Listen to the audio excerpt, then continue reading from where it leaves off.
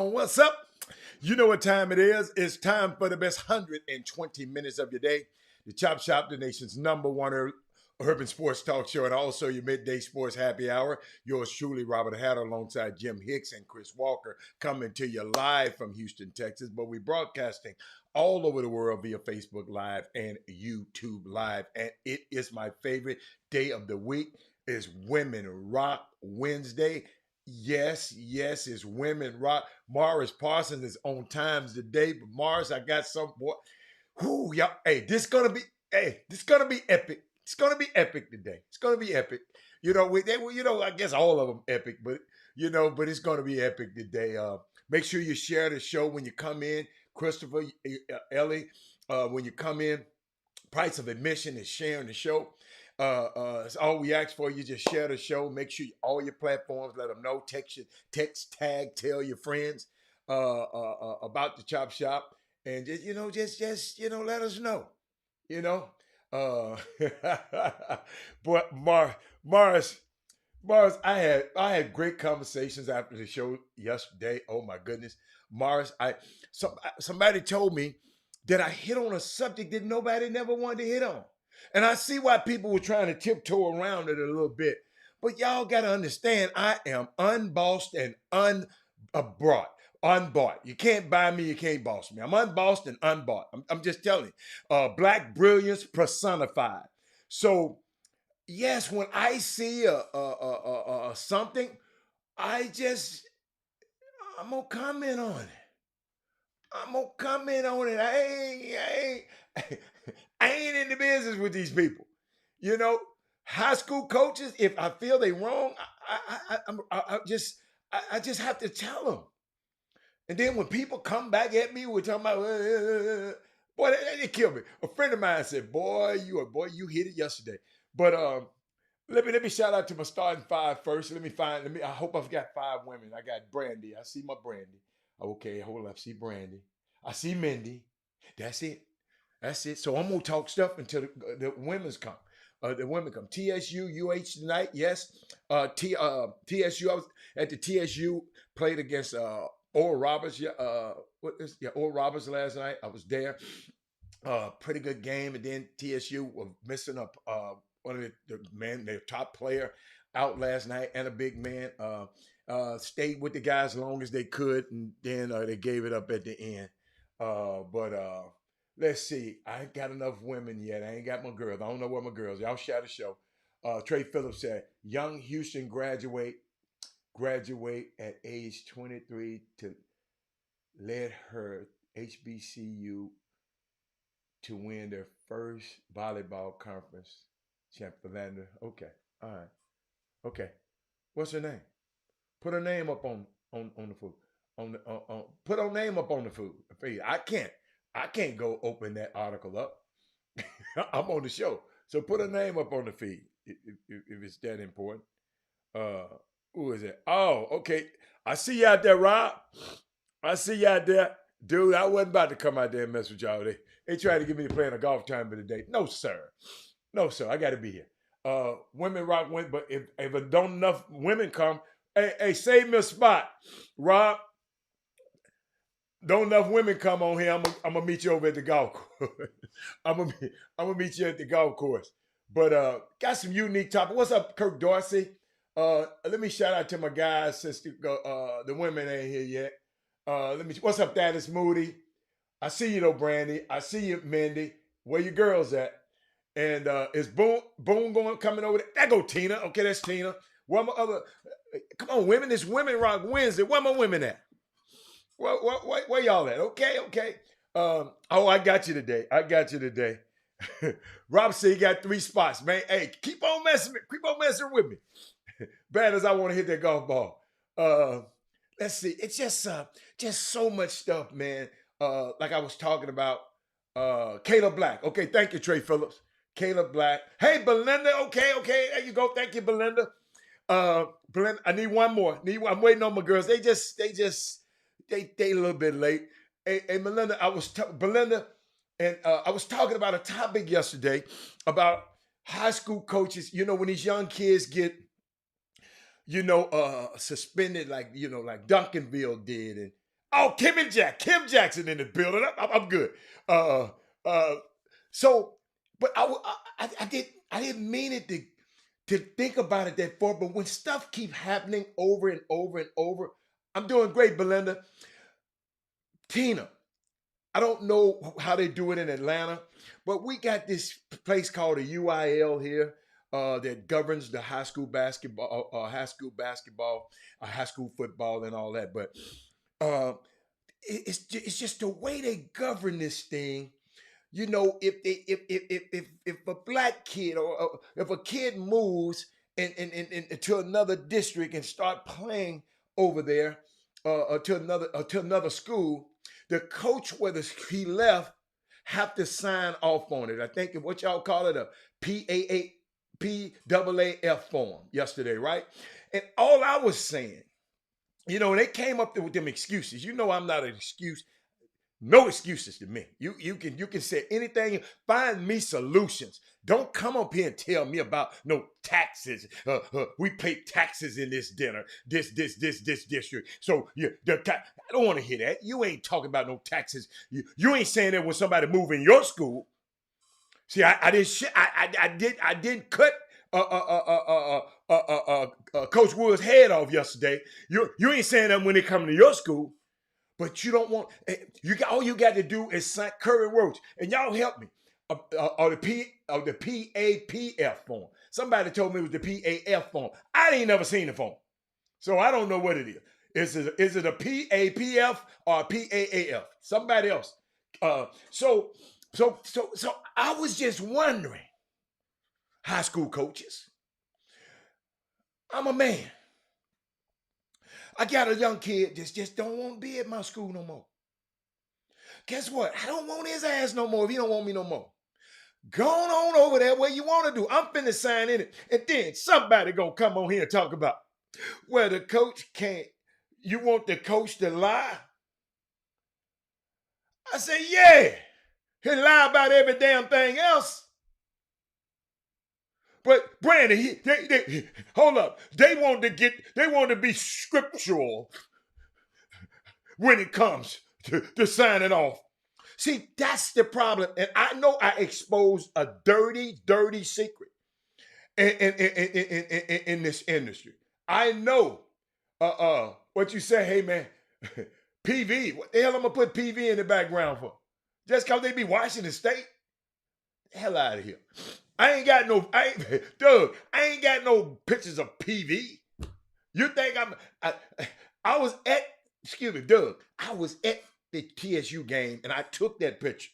See, a lot of these pictures I take, like that picture I took before, I like to take, so I ain't been at PV, so whenever you send me a picture of PV, I'll put them in the background. I ain't against them, but Doug, I'm glad you're here.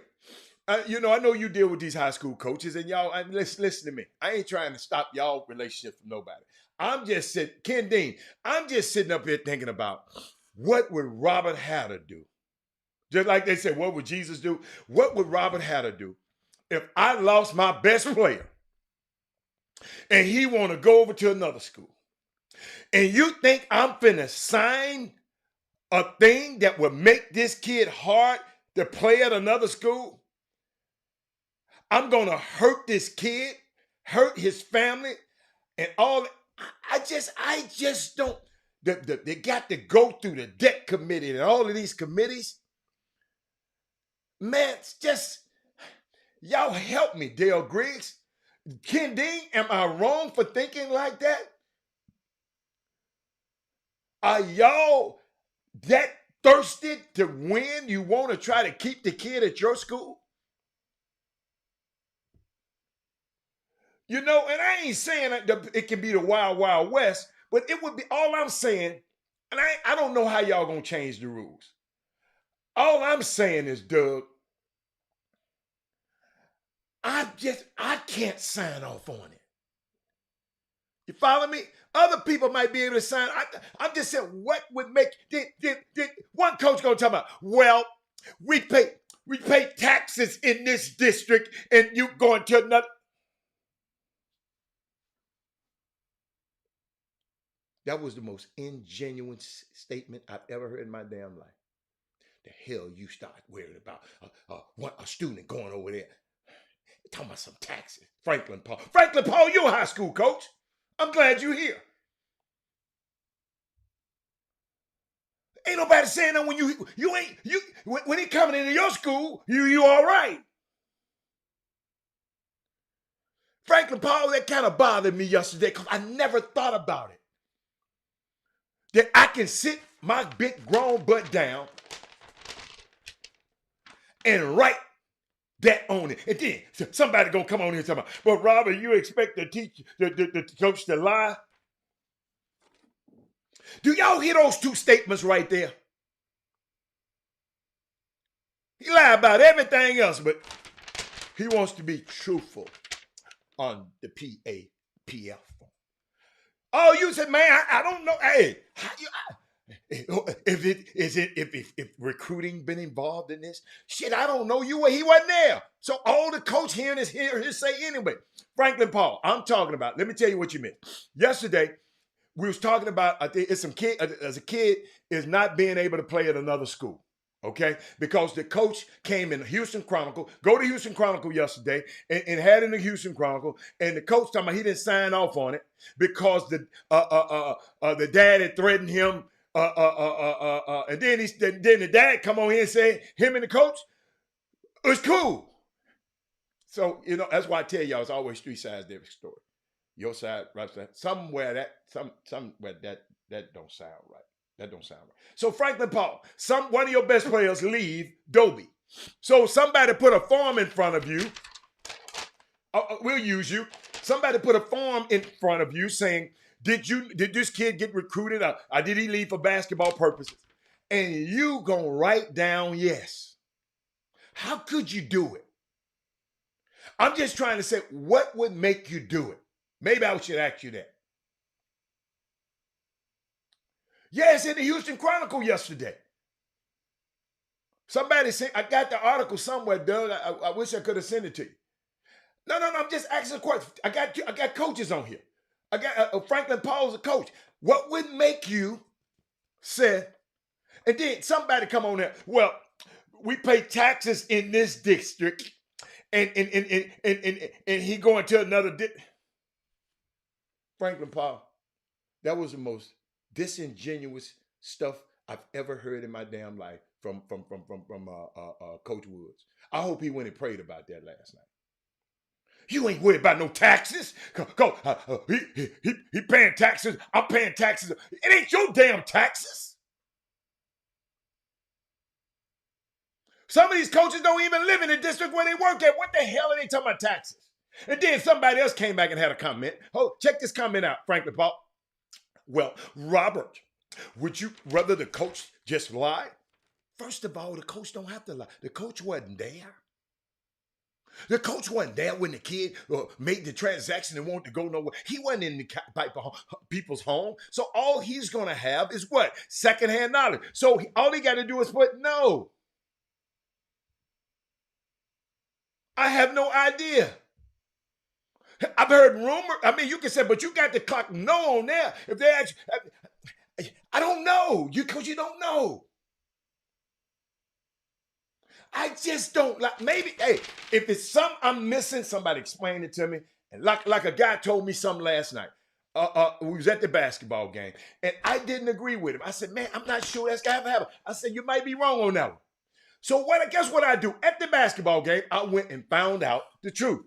I went right back to that guy at the basketball game. Dude, you were telling the truth. You're right. It's all right. You're going to stop a young kid from playing the whole year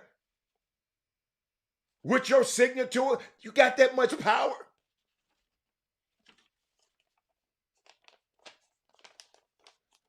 Y'all, we worried about the UIL. Y'all remember we did a whole big thing on the UIL. I think Tina, you was on here. But guess what? The high school coach is the one putting the UIL in their people's business.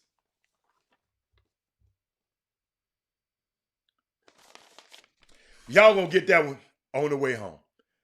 That's why I said, Somebody, I told a person the other day, every day you miss listening to this chop shop, you do a disservice to every cell in your body.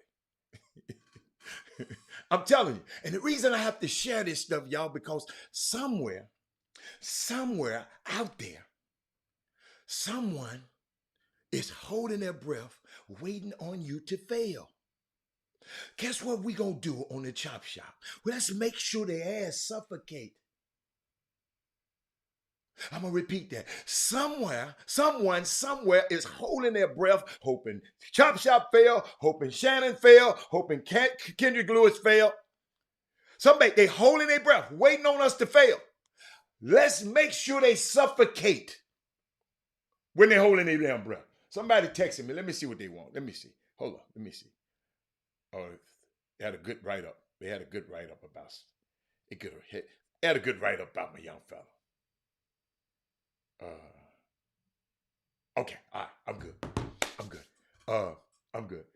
So I'm fine. Shannon, see what I do, Tina.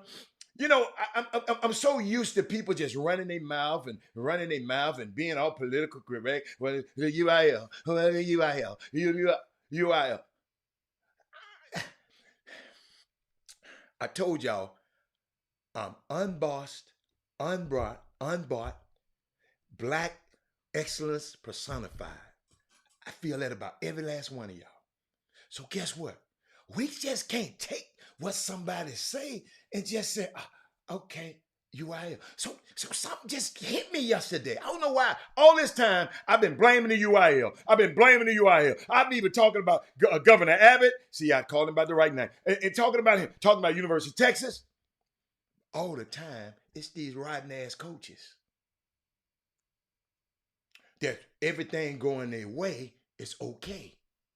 He said it's actually up to the to have the power to pass it now. If they don't pass it, then they appeal it.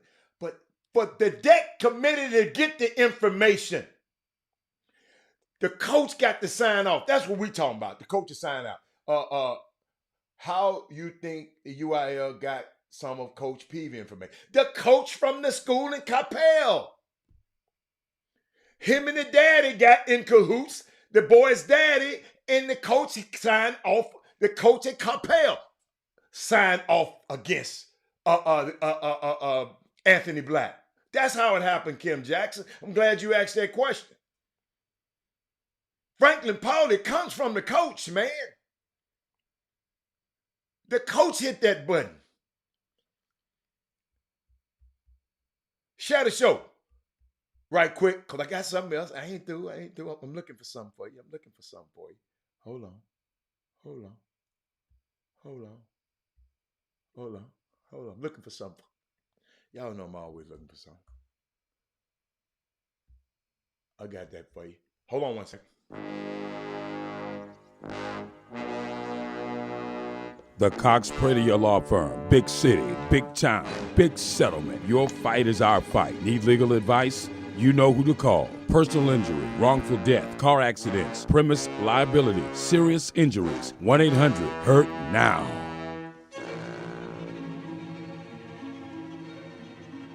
I'm back. I just had a little quick thing to do right quick. But I just want us to be, I saw this, man. And the reason I'm saying this, it's a method to it. Billy Graham, and I don't keep up with Billy Graham. I remember he said, a coach will impact more people in a year than the average person will in a lifetime. And that goes for teachers too. That's why. So that coach gonna impact that kid, gonna always remember this. I'm gonna repeat that. A coach will impact more people in a year. This is why I'm holding these coaches accountable, Kendrick Lewis.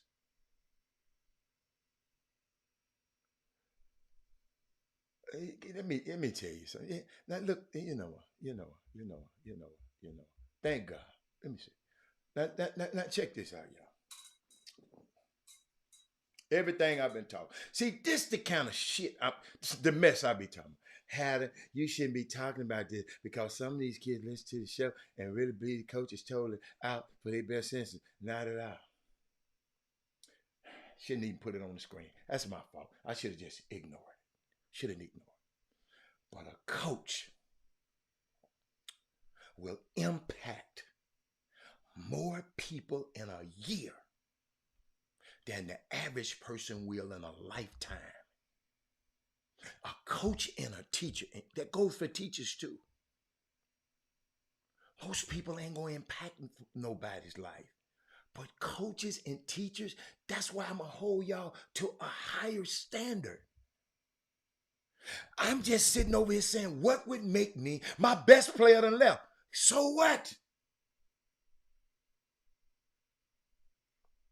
I'm at a high school. I don't get paid to coach at these high schools. I get a stipend to play at these coaches, these high schools. I'm a teacher.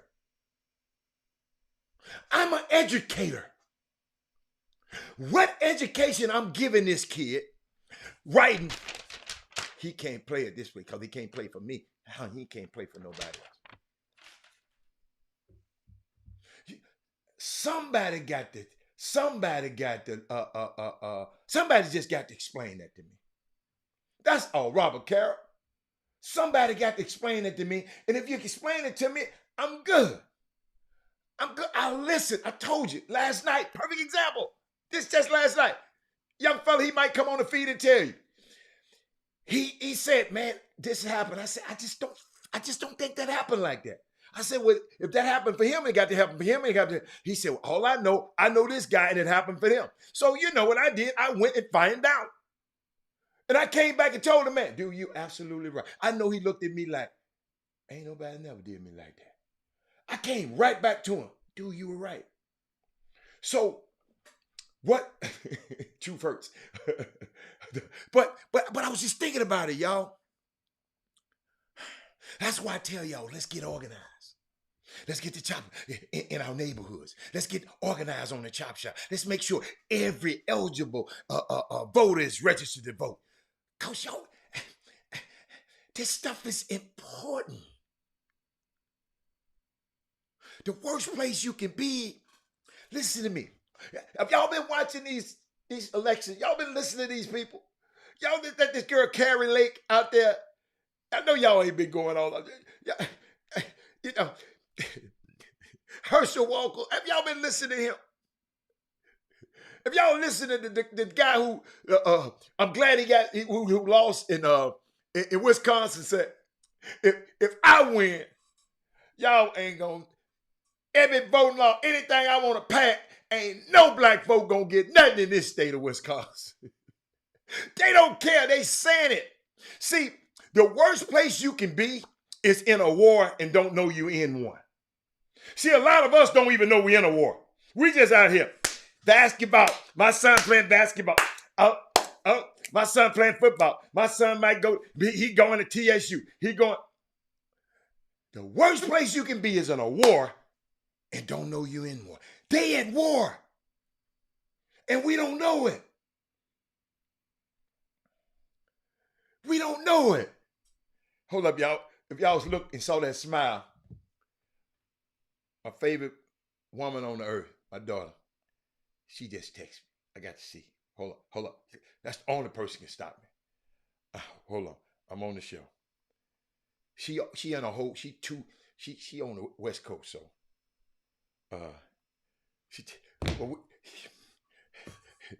that's my girl. That's my girl. I'm sorry, y'all. It's a war. It's a war out here, y'all. Man talking about it's a war against masculinity. He just want to be important.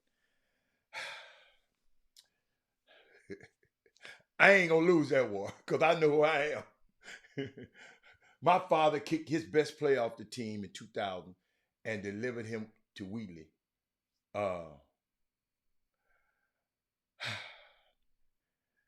Some people.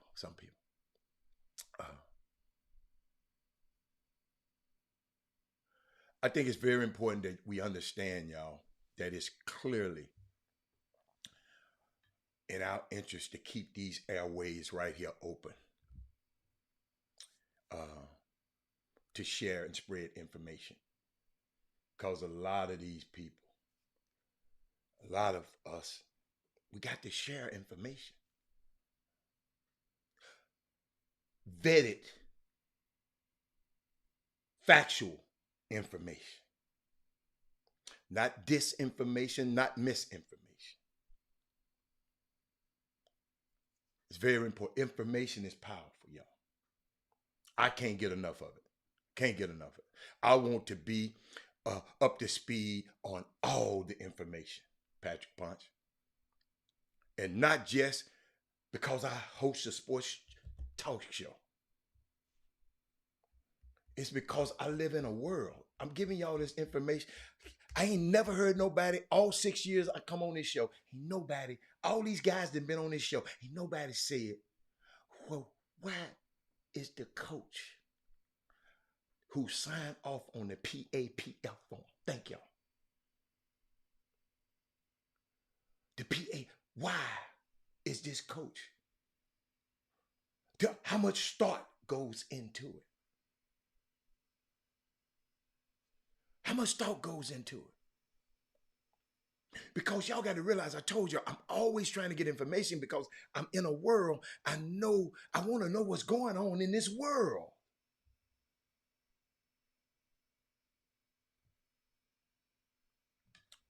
This man talking about Clearbrook is a UT grad, connected dots. What dots? What dots you want me to connect? What dots? Connect what dots? What dots has UT got to do with what happened? The Clearbrook coach going to UT. Connect that dot. Please connect that dot for me. See y'all, see how these crazy ass comments that just come on? Connect the dot. Don't tell me to connect the dot. You connect the dots. Why would UT stop this boy from being, man, hey, y'all lay off that stuff at noon. This is the midday sports happy hour, but don't take it literally. Just stop at one drink. Thank you, Simeon. This happens every year. And we always talk about the UIL. We can't be able to control the UIL, but these sorry ass coaches, we can put pressure on their ass.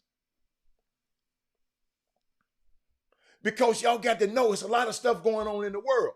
So give me the right information. Don't tell me to connect no dot. Give me the right information. Because all of what happens going to affect all of us.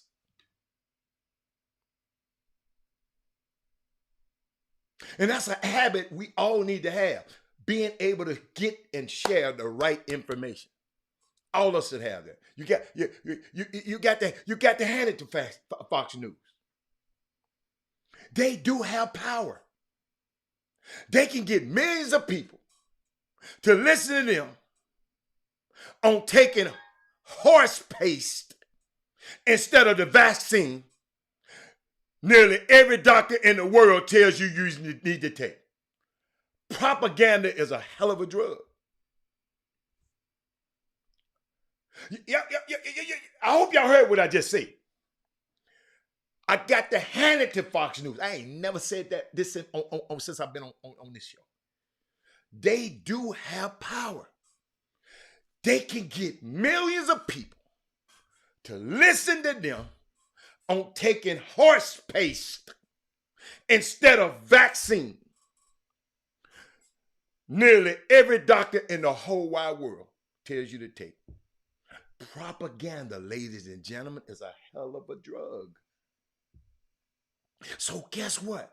When we come on, I'm trying to give you, I vet this information. Chris gonna come on the show. Me and Chris always talk about stuff. And I said, man, don't you give me that clickbait. Look at him. He done popped on here. I said, man, don't come on me. People be, hold up. You don't like the truth. It's okay. You don't like when I give you the truth either, though. Yeah. No. It ain't just. It's not just the clickbait. You know what? I would agree with you all the time. You know what? But then both of us would be wrong. I would agree with you. There's a right way to do Man, wrong. quit using my stuff, man. No, don't use my stuff. Right way to do wrong. Hey, welcome to the show. I like you on TV last night. Hey, listen, I shouted out my H-Town boys like I did Kendrick Davis from Memphis. They played great. They just we talked about it. Damn, they got to get going a little bit earlier. Yeah. Because that was a tough environment. The Chaffetz Center, they played against St. Louis. St. Louis is really good this year. It's one of his best teams he's ever had. I don't think people know that. But this is one of the best teams, St. Louis. Travis Ford used to be the head coach at Oklahoma State, one of the best teams he ever had. And Penny walked into a buzzsaw, and the kids just got to understand, you can't play for 25 minutes. You got to play for 40 minutes. If they play for 40 minutes, they won by 15, Adam. They won by 15. But, sometimes it's like that sometimes. But that's part of the home court advantage, though. And Coach, and those kind of, I know him the way he coached. I know he watched, he on the plane back, he done watched that film a million times. And he's so prepared. And I can't wait to talk to him. I just can't wait to talk to him. I can't believe DeAndre Williams 26. Well, guess what? The pandemic allowed for him to be 26 and keep playing. The pandemic, man. That's y'all what the pandemic is. 26? That's all right. The boy about to be 30, Hatter. That's all right. And guess what? I love him. He might turn 27 this year. And he from H-Town, and I love him. Hey, listen, Freightman, you're right, man. They lost 3 games by 1 point, Louisville. Obviously, they lost a big recruit. Let me tell you something, man. Oh, my goodness. You heard some more on that? No, I'm not. Okay. I'm not gonna dig in that. Okay. But what I was saying was, you see that Duke game last night? Great game, Duke, Kansas. Yes. Without Bill Self, man. Right. Yeah. Norm Roberts. Shout out to Norm. Used to be the head coach of St. John's back in the day. Okay. Got it done. And you know what's funny, man? That goes to show you. And again, not piling on the business, not piling on the coach for hiring Jeff Saturday. With zero experience. He won. He won, by the way. I don't care if he won or not. He got the opportunity, is what I'm talking about. Okay. A guy like Norm Stewart, coach St. John's, didn't work out so well, has not been able to get another job. You know what I'm saying? And people should have been knocking his door down to get another job, because St. John's has never been a juggernaut ever since. It's hard to win at St. John's. It's been that way. Obviously Mike Anderson's doing a good job there. Turn that thing around and keeping them relevant. But at the end of the day, it's been a tough job. And the Michigan State game was good. Kentucky was fire too. Again, shouting out I call him the little big man, Xavier. Obviously, who's the kid? Wallace, Cason Wallace played a great game from Dallas. Right. He's a very, very, very good player. Right. And then Sheboy. Tom Izzo, shout out to him, man. Shout out to Tom Izzo. He did a great job. I told you some stuff he did. Yeah. I was like, and 2 Hall of Famers going at it. Somebody had to lose. Right. Somebody had to lose. It was a Right. prize fight. Right. And I'll tell you this, Michigan State should have beaten Gonzaga. Absolutely. They gave that game away. Absolutely. So they would have beat number 2 and number 4. Right. Gave the game away. And not ranked this year. And interestingly enough, I mentioned this to you, I don't know if I told you this. Tom Izzo from 2008 to 2020. He's the last of the Mohicans now. They went to 4 Final Fours in a 12-year span. In the last 2 years, they finished tied for 8th and tied for 7th. In their what? In their league, in the Big Ten. In their league, yes. Okay. It's been a ridiculously, decline in the dominance that they had. Yeah. And so to see them come back, no Cassius Stanley. They've had some guys, not Cassius Stanley, but Cassius Winston. They've had some really good players. They lost Max Christie to the draft. He's with the Lakers, but it just hasn't. They have not had the same star power that they've had in the past. But those were 2 powerhouse, unbelievable games. That's what happens when the Titans go at it. When those Titans go at it, you mentioned before about how many pros was on the floor. Yeah. Derek Lively. Not pros. Top 150. Top 150 players. But I'm gonna help you out. Pros too. Okay. And Filipowski, the kid from the white kid from Duke. That boy nice. Yeah, he's nice. Dude is nice. He can play. Mark Mitchell can play. Jalen Wilson from Kansas. He can play. Grady Dick from Kansas. That's the college basketball. They always talk about all the guys leaving. They're always talent, man. You know what I love about music? People What? say, man, there'll never be another rapper like this guy. I said, bro, another dude comes along. There'll never be another singer like this dude. Another person comes along. Like it's No, no, all. no, no, no, no, no, no, no, no, no, no, no, no, no. I'm That's not saying the different. greatest ever, but there's No, no, no. always new music. I'm waiting on the next Luther Vandross. Ain't nobody came close. Yeah, but I wasn't a big Luther fan. So what I'm But saying all the room is not a is, I house. like Luther, but I wasn't a big Luther Well, fan. then that's What you. I'm You like saying- rap. Of course. I Okay. like more than rap. You're I a like- rapper. I like black music. I like black music. I like country music. I like rock. Excuse me. I like. Excuse I'm me. a Luther music Vandross is connoisseur. black. He was I black. said I like black music. I didn't say I didn't like him. I You didn't did love just him. said you don't like I him. like him. I don't love him. I'm sorry. I love it. I was a Freddie Jackson fan back in the day. You don't remember? I was a So Babyface fan. you like mediocrity. Okay, I got you. Okay. Babyface You don't is like the All-Stars. You like the G Leaguers. Freddie Babyface- Jackson can't touch Luther Vandross. Freddie Jackson's heyday is pretty good. Freddie Jackson, Janet Jackson. No, I'm messing with you. I'm messing with you, man. Dude, you and your taste in music. Oh my goodness! I just thank What's you. wrong with my taste in music? It's terrible. Come on, but it's okay. Listen, man. Anyway, my point is it was a great night last night. Uh-huh. But I say that to pivot, yo. Hey, you call me CeeLo One. I'm gonna knock out Corey Henderson, man. But I say that's my dude, though. I say that to transition into the Pac-12, into what happened in Prairie View, Texas yesterday. Wow. Washington State ain't never been no power though, but Klay Thompson went to Washington State. Let's get that straight. he was getting his head tore off with Clay. He was there. Klay Thompson was. I'm saying Washington State. Kelvin Sampson used to be the head coach. That was weak. George Raveling used to be the head coach. Yeah, Washington State. what did Washington The guy- State ever won? Tony Bennett used to be the head coach. What did they of ever Washington won? State. No, I ask you a My question. point is they've had some success there.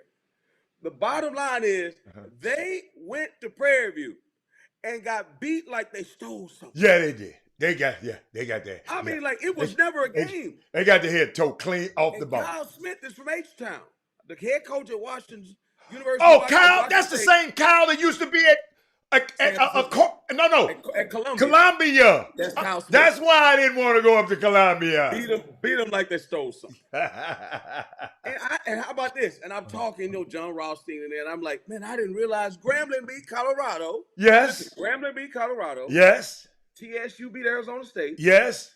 And Prairie View beat Washington State. Yeah. And Oh, Southern got Cal, who's 0-3. My boy. but Sean. Alcorn beat somebody too, didn't he?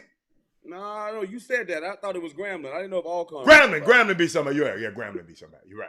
So listen, man, this legacy classic between the Pac-12 It was masterful. and they'll never do that again. This is the last time. And you know what it goes to show you how to why I think the tournament should be expanded and why it favors the high major schools. Because if they had to play each other, this is what would happen. This is what I hate guys like you.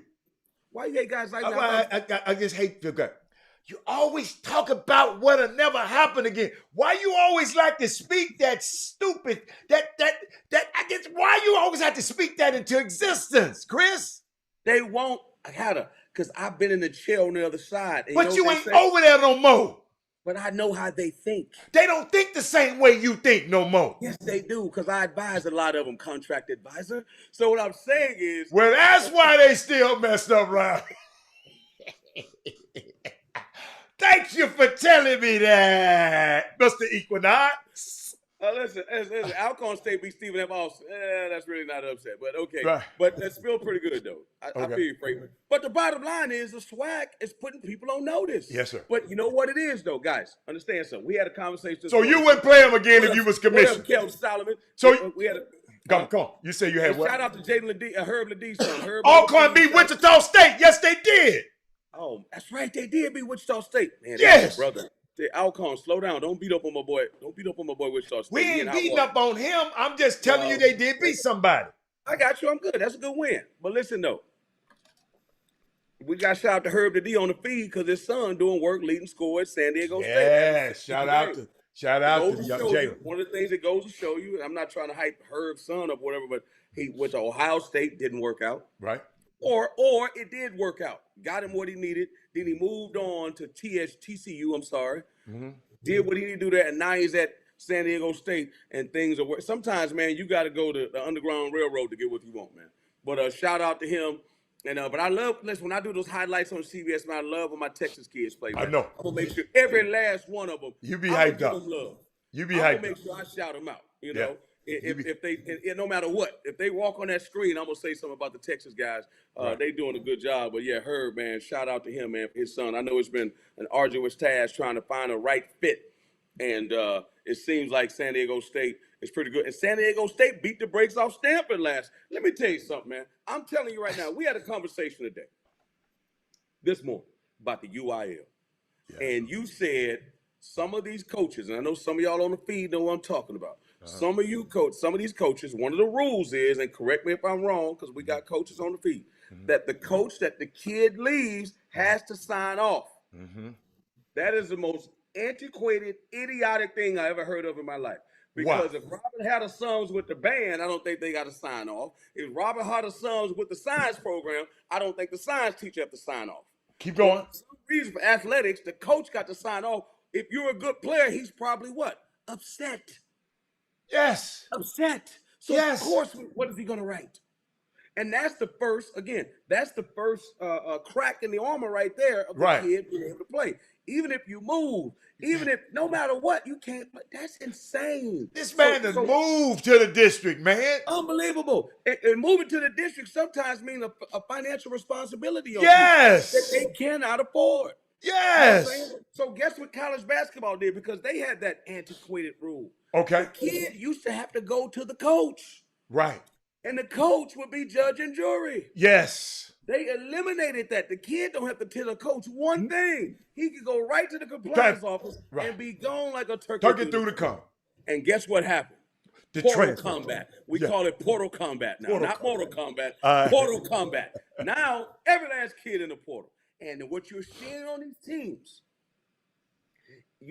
UNLV played last night, 6 transfers. People think, they're not going to be to jail. I was talking to my boy Cal, UC Davis. He said, listen, they got older guys, man. Yeah. Don't matter what these kids are coming out of high school. They got older dudes. Yeah. They got older dudes. Right. And you're seeing a change in college basketball because let's think about it. If a kid, even if he goes to TSU, if he starts off at TSU and he averages 20 a game for 3 years, or the kid at, oh my God, I forget his name. I'm jumping around. The kid from Howard who left Howard and went to UConn and was their best player. Oh my God, I can't remember his name right. Little guard. His name. What I'm saying is these kids are experienced. They're playing against college kids. They're very successful. So you're telling me they're not better than a kid coming out of high school? 90% of them? Yes, they are. Yeah.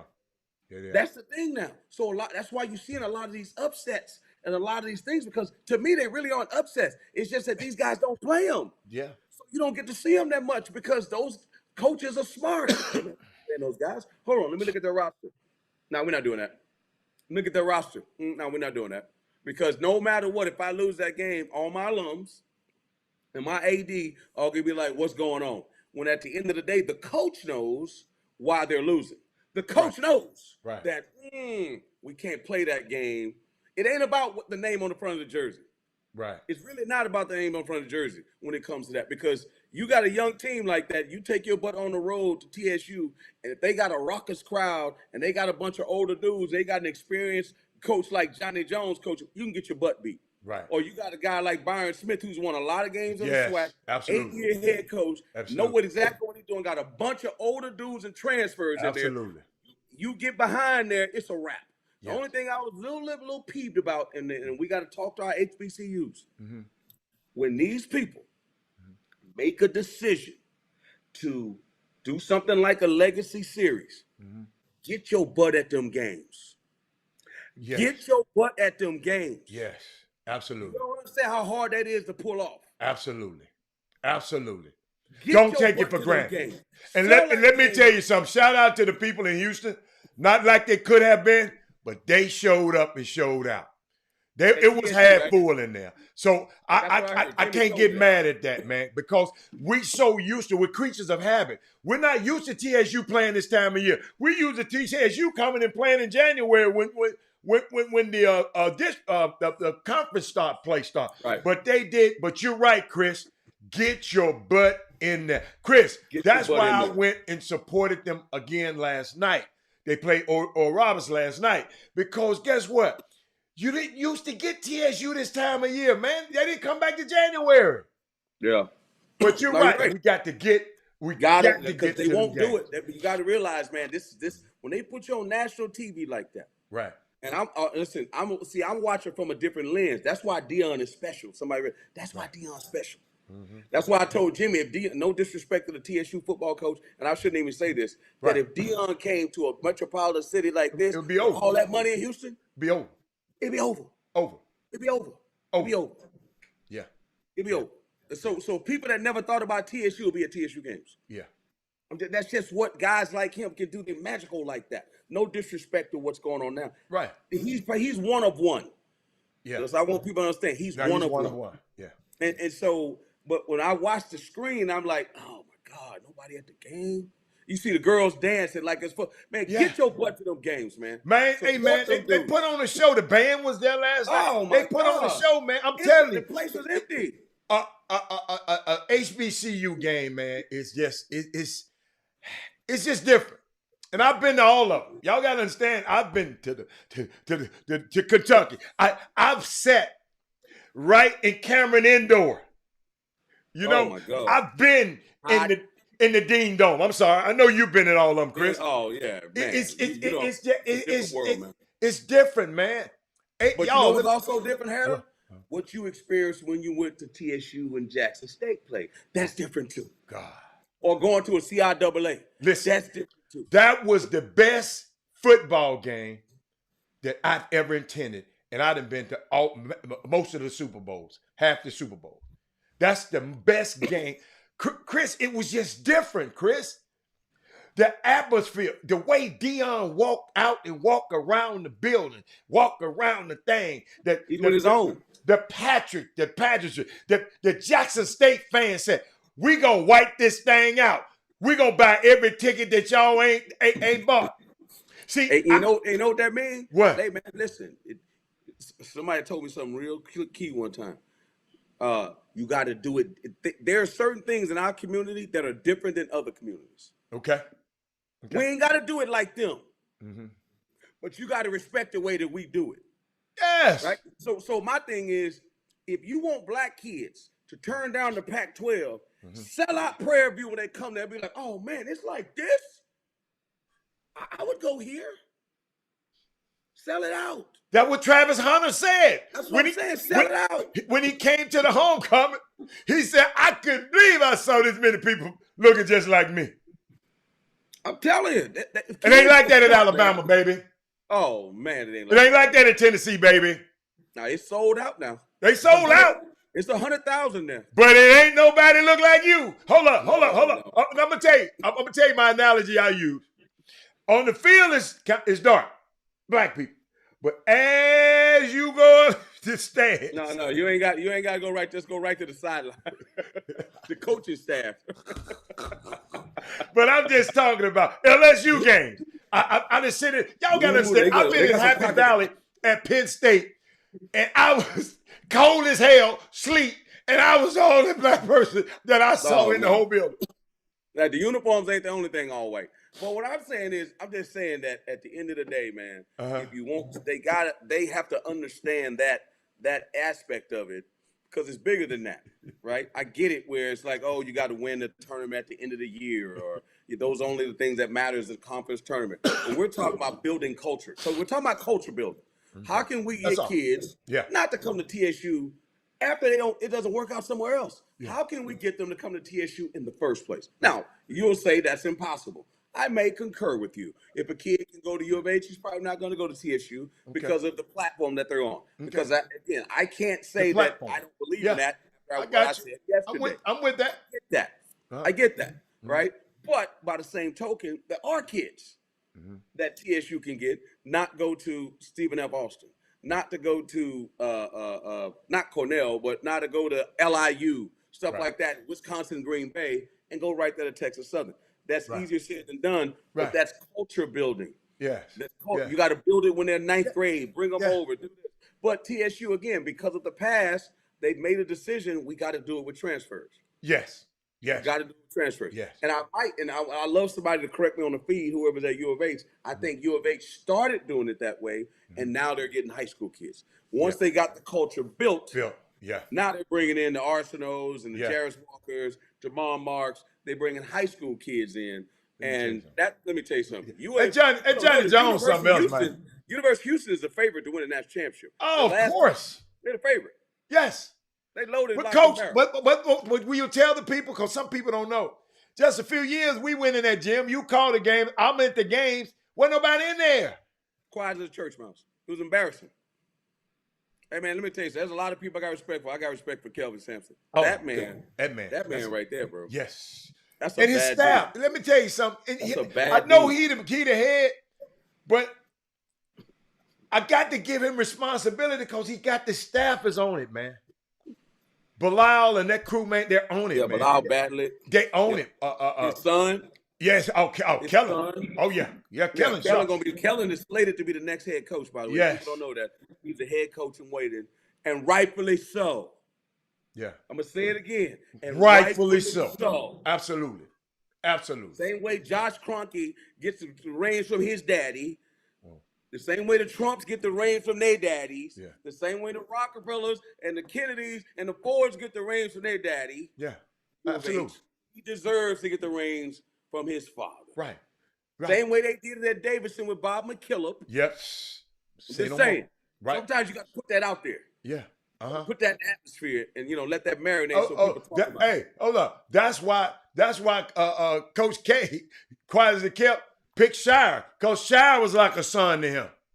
Because I'm gonna tell you something, the administration I already know. They didn't understand people. The administration didn't want it. Wanted Tommy Amaker. Yes. That is very true. Yes. I got all the inside trader information on that. Okay. That was wanted. Right. And my man was like, "No, sir." Well, Chris, I'm glad. Chris, this is so unique. I'm glad you're here. I listened to a unique interview between Kevin Ollie and Woj. We talked about Woj, Adrian Wojnarowski, yesterday on one of Woj's podcasts. I listened to it. And at first I just listened to it. I even told you about it. But I want to share some stuff with y'all about Kevin Ollie. Let me tell you something. I know you know him. I don't know him that well. I've heard about him. I know his plight. I know his plight through the NBA. Y'all, he didn't always have it. Well, wait till I tell y'all that. But he said the opportunity with overtime to mold, was able to mold these kids was a dream come true to him. He said, man, he got over a divorce, had a divorce with his wife. He said, man, I was looking for something to do, and these folks fired me. I didn't want to go to the NBA right then because he said, because Cleveland wanted me, but then I wanted to be around my daughter a little bit more. I wanted, he was just in. He said, but he was talking about overtime because I've been critical of overtime. Okay, I've been critical because I didn't understand the model. I didn't understand it because it's new. You follow me? So I understand, but when you know better, you do better. He came on, he said, and it allowed him to step back into basketball. And you can interject. I'm going down my points. It allowed him to step back into basketball without the pressure of I got to play this senior to get another contract. Yeah. You're a college coach, man. You know that pressure. I got to beat this guy. I got to play this guy to get enough. He said, at overtime, it's just about true development to him. Skill development, and the biggest thing is mindset development. Yes, all of them kids ain't going to be the same. All of them, he said, hey, all these kids ain't going to be no pros. He said, but they're going to have the opportunity to be whatever, we're going to give them, they're going to have, and he said something about a pro mindset. And mamas and daddies, I told y'all on this show before, I knew when my son would rather go and study before a big playoff game instead of go work out, I knew what he valued most. Yeah. He didn't have a pro. He wanted to be a pro, but not this kind of pro. He's a pro right now where he is. But he didn't want. But when I figured that out, I sat back and never put pressure on him. Son, John Lucas said you got to come back and work out before you go to the summer league. He said, Dad, I got to graduate. Joe Biden is coming to do the convocation. I'm on the committee. They greet him. I can't leave. I got to graduate. Yeah. With my class. When he said that, Chris, I said, okay. He's saying, man, it's something else I want to do. So we got to understand that. And what Kevin Ollie was saying, Chris, he said, how do they make their minds? How do they make up their minds? How do he make their minds and rewire these kids coming in thinking, because all they do is come in, they're supposed to be top players, and they got to be able to play with other top players. I'm talking about at overtime right now, right? He said, I have to teach them how to balance that. The hardest things a lot, that he said, when the emotions come in and how they allow their emotions to just overtake them. You know, I ain't playing. You know, I saw some parents leaving the game. People leave the game. Everybody mad. Part of it. If you don't play, you can win and still be mad. Oh, come on, man. Because it's not about the team. Right. But the interesting dichotomy, Chris, that when I was listening to him, he said, because here's a business model that is built around, talking about overtime, highlights and dunks. You can monetize this as a business. That's why I had a hard time with overtime, right? I didn't know how they was going to monetize it. He said, as a kid, you might come in thinking that's what we do at Overtime Elite. We just come in and we make highlight plays. He said he had to deal with that. He said, so you have this business model, and you have you got to deal with the way Kevin Ollie, you got this business model of the dunks over here. And then you got to deal with how Kevin Ollie is going to run a basketball program, and he values teaching. And he was talking about how he grew up under, and Larry Brown helped change his life. Y'all know anything about Larry Brown? Oh my God. Larry Brown is the guy who invented, I think, what y'all call when y'all stop in practice? When you always stopping to play in practice? When they're running up and down and they keep stopping to play. What y'all call that as coaching? Chris, I don't know. As a term. He invent. They say he lets you run up and down a few times, but he always gonna stop and teach. Most guys wasn't what? Run up and down. Even pros. But he said he got a lot of that. He says a kid, he said, what else he said? He said, it was a challenge when a lot of these young kids got there. You can interject. We're talking about overtime right now, man. He said, we didn't recruit these players, really. I didn't. He said, you had 26 players that we didn't recruit at control scrimmage. Thank you, sir. Thank you, man. Thank you, Walter Yates. We had 26 players that we didn't recruit and didn't know. And they had to set a standard. They had to set some pillars when these guys come in. He said, and first and foremost was playing together, playing with juice, playing with a level, they call it level 5 energy. He said a lot of things that they are not accustomed to. Ain't no high school player, 16-year-old. These kids ain't being pushed the way they being pushed here. He said that demand had been put on these kids before, and they're held accountable. So he said he just excited about it, seeing these 26 young men. I ain't gonna lie, just hearing them talk and how they're gonna have journey, how they bet on themselves and how their journey is gonna be. He said, I'm not going. They're not going. They're not going to college. They're betting on themselves, and that's the problem that I had, Chris, in the beginning. And he just went on and on and. So you don't have that problem. So you don't have that problem with it anymore. Yes, I still had that problem.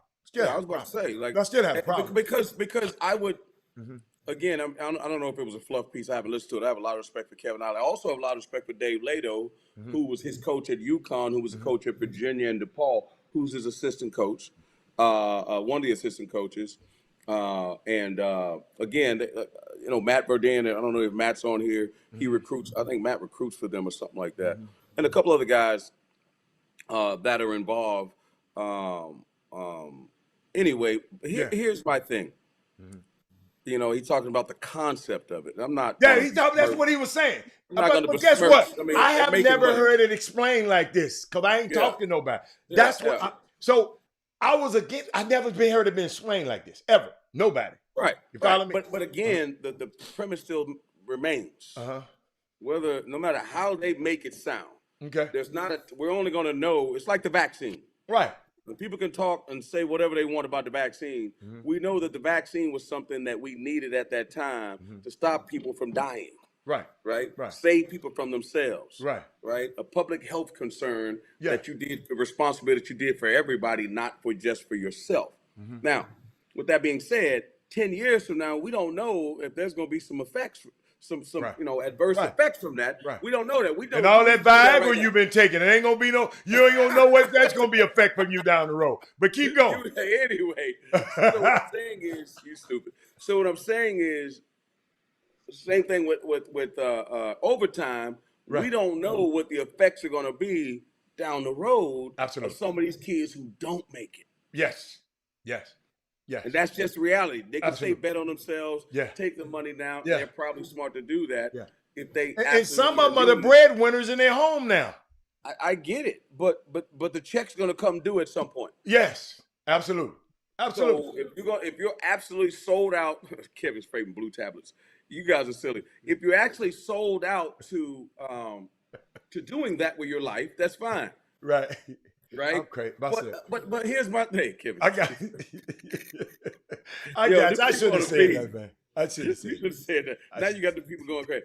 But real talk though, it's hard to really have that conversation. Yeah, because the end result. Because but of the people money. thought it was going to be Because of the closed money. down in a year. Because I of the thought money. it was. But here's my thing: we don't talk about the financial responsibility, accountability Right. that's attached to it, paying Right. taxes. Right. I mean, if we really want, and I don't want to like knock down the interview and all that, but what you about to say? No, he talking about Jen worked the same. How you know? Hey, man, it's Women Rock Wednesday, man. Why they talking about all that? It's Women Rock Wednesday. Hey, who does it benefit? The women. What the hell are you talking about? Duh. Chris, come on, man. Y'all Come on. crazy, But keep man. going. Keep going. No, Keep going. that's crazy, bro. That's Okay. all they do. They go down a rabbit hole in a second. Yeah. But, Let's go. But again, as I said before, what's up, Sheep? As I said before, and Jimmy probably can expound on this, is that it's not. Let me fix you, Jim. It's just not a situation. There's nothing that's 100% right. Right. You know. Right. So there are some holes in it for me. But again, people are not going to see that right now. No matter what you say, you're going to be in a minority by Right. saying, as my screen says, I'm a hater because of people getting money. And Right, I'm like, right, yeah, that's right. great. Who Right. doesn't want people to get that? There's Right. a platform out there that puts them in a situation where they can benefit. Absolutely. Right. But you can benefit from selling drugs too. You know that, right? Right. Right. That platform exists too. Right. So and I'm not trying But to. he liken got it, to sell they his got product, man. He education. worked there. No, I understand. Jimmy, I'm saying they got I'm going education. over an interview between Woj and Kevin Ollie. And Yeah, Jimmy Kevin had Ollie. been to the facility. He was just talking about overtime. Now Yeah. hold up now. Oh my God, man. Somebody just passed by me messing with me. He was talking about Woj was asking him questions about it. And he just said because he kind of compared it to Mount Verd and G League Ignite and all of these kind. In other words, he see what Ollie said. When I came out of high school, I had two options: I'll go to college, go to high school and then college. Them the only two options I had. He said, now these kids got options. LeVar Ball circumvented the system and went over to Australia. So did what's my kid from Terrence Dallas? Ferguson. He's out of the league. Terrence Ferguson, he's out of Not the league, Terrence right? Ferguson. Now Albo who been on the show. RJ Hampton. Rod's son. RJ Hampton. RJ Hampton. They went over there and went around the system. So he's saying this is just another option, and people don't have to take this option. He was just talking about it's just an option. That's all. That's all. Yeah, no, it certainly an is. Obviously, It's a disruptor. It's a disruptor. It's definitely a disruptor. Yeah. And my thing is, again, I don't see anything wrong with it as long as people are willing to take the risk and not be upset. But understand it's a risk. Understand it's a It does risk. not, because there's a check that has to come due, and it doesn't. And let me tell you something, guys. A lot of people make decisions based on the exception and not the rule. Rule. Gotcha. Every single time. Okay. You can sit up and tell every parent, listen, you can't, there's no guarantee they're going to make the league. What's in the back of their mind? Oh, my baby gonna make the league. You can't get around that. You just can't get around that. No matter what you say to them, they're going to say it. Right. So my thing is, when you take, it's almost like when Jimmy used to do them bad deals back in the day with those college coaches when he was with Hayes Select and get that bread from them coaches, and then they cut him short. And Jimmy had to send them people to look for him. Jimmy know what I'm talking about. When they say they was going to give him $50,000, they give him $10,000. I say, Jimmy, here's a deal. Whatever they give you before you get there, just think that's all you're going to get. If you send that dude up there without your bread, you may not get another dollar. That's good advice there. I like that advice. Let you know right now, because the minute that dude throw up a goose egg, guess what the guy gonna have? Buyer's remorse. Am I right or wrong, Jimmy? All of a sudden, that check they used to come right on time is 5 days late. Then all of a sudden, he played bad again, and the dude checked it, and the check don't clear, and that's how it works. So whatever they give you before you get there, just say, you know what? Just aim high, and guess what? I would have say, look, I want $500,000, but I would have done it for 3. Then guess what? Ask for $500,000. Just knowing that you may only get 3. I mean, you got. Boy, Rudy Raymore got a saying for this. I tell y'all off camera because I can't say it on the air. He said, "Get your money." He said, "Get your money first. Get your money up front at all costs. Because if you don't, that's how it works. It's lost." He said, "And if you don't, it's lost." It's lost, and that's what I'm saying with overtime. Whatever they give you, you better put it away. You better not spend it all. Better not spend it. Yeah. You better not spend it. Hatter, it's no different. Think about this, Hatter. You advise. What is your advice to people when they get their first contract? What? I mean, what you tell you say it all the time. It's a whole lot of stuff I tell them. What I do is just explain to them. First of all, I explain to them what $1 million is.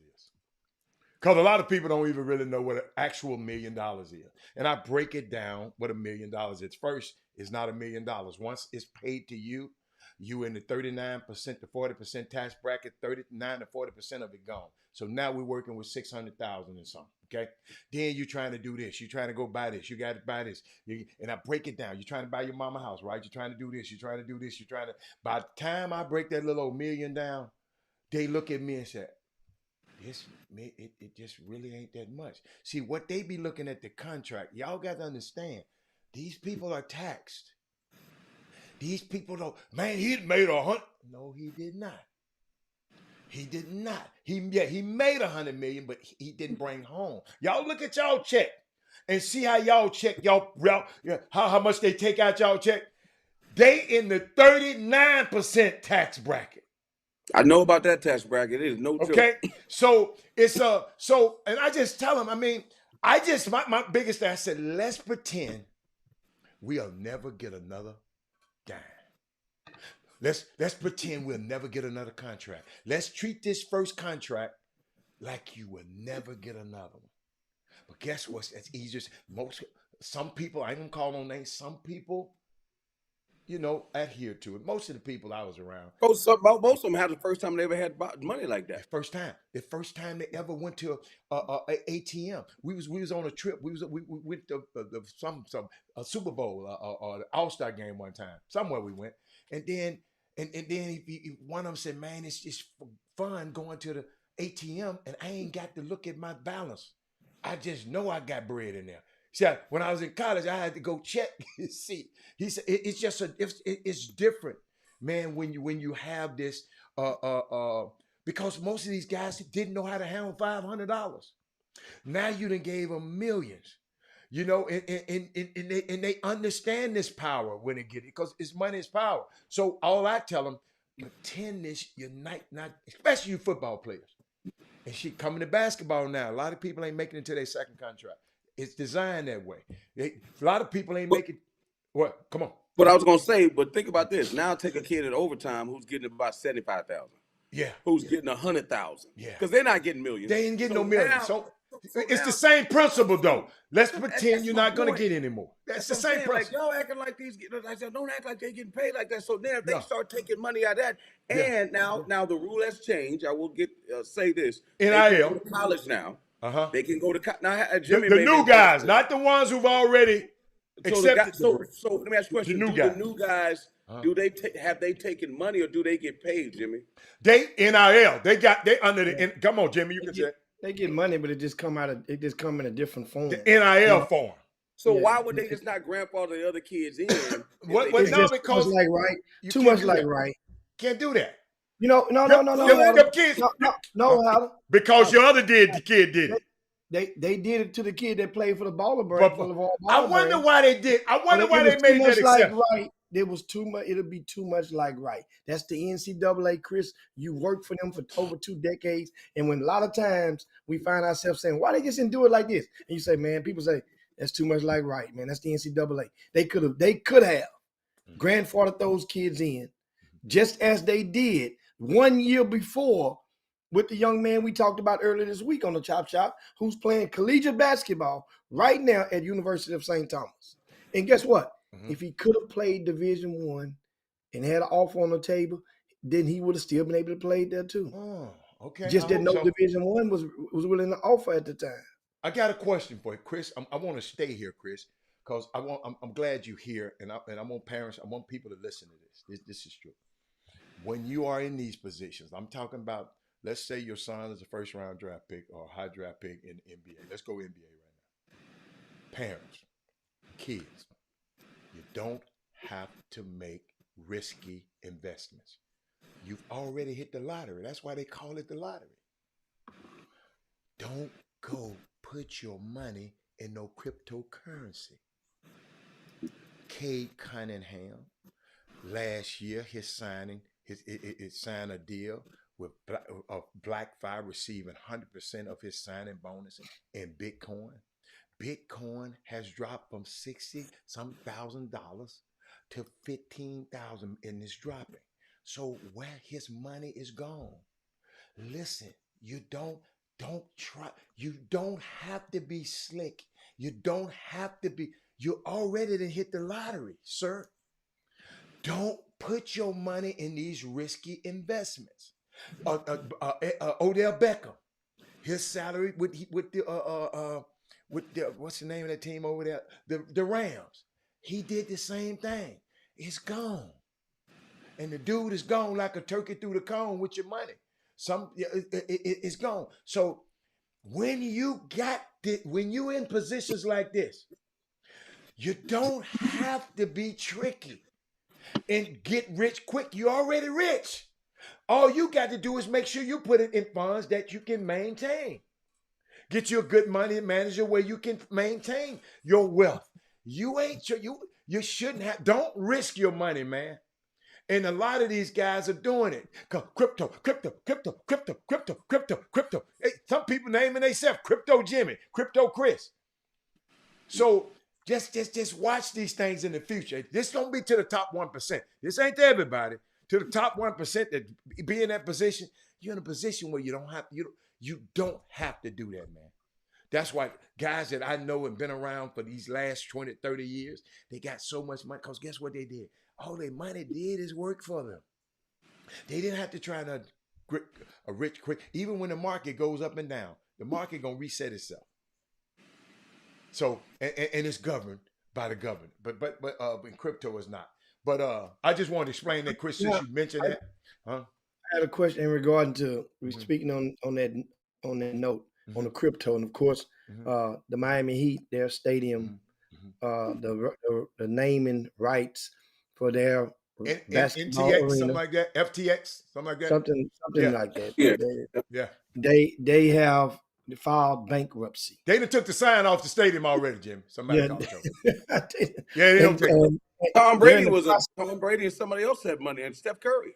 Yeah. So here's my question, and I had this question on my paper yesterday, Right. or 2 days for Brad Turner, and I had it, and I said, "Damn," because I wanted to ask him, what's the vibe now for the Lakers? Because then the LA Crypto.com. Yeah. in their stadium.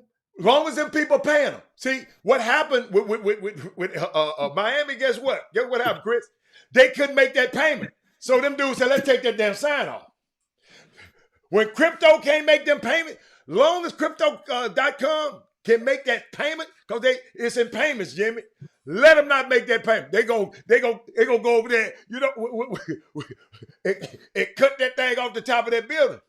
Absolutely. That's a good So point. it's not called the Staples Center anymore? No, it's the crypto.com. Yeah, starting this year was the crypto.com. Let them miss a payment. And you notice people don't really float the name out there. No, That folks, lets- no, they done That's a stop. red flag. Jimmy, if you so high, then drop. I'm just saying though, but people remember the purpose of you getting naming rights on the facility, whether it be a high school facility or a football stadium, is because that means it's apt for the advertising effect of it. That means people going to say your name. Where's the game played at? It's playing at the Chris Walker Stadium. Where's it played at? Played at Robert Hatter Arena. Over and over and over, people going to say that name. And then after a while, you'll be able, if you like your experience there, then you will be more prone to say, you know what? When I'm making a decision, I'm going to go ahead on and go to this State Farm Arena, and you're making an insurance decision, then guess what? You might say, you know what? I liked it there. The kids had a good time there. They had $1 hot dogs. It was inexpensive. Seats were good. You know what? I'm going to go ahead on, and that's advertising. So now we're in an area. And the thing about it, man, Jimmy, I asked the person the other day, how, Chris, where, and I asked somebody, so I don't remember who I asked this weekend, where are all the people who were worrying me to death during the pandemic about all these blessing circles and all the money you can make? Where are all them at right now?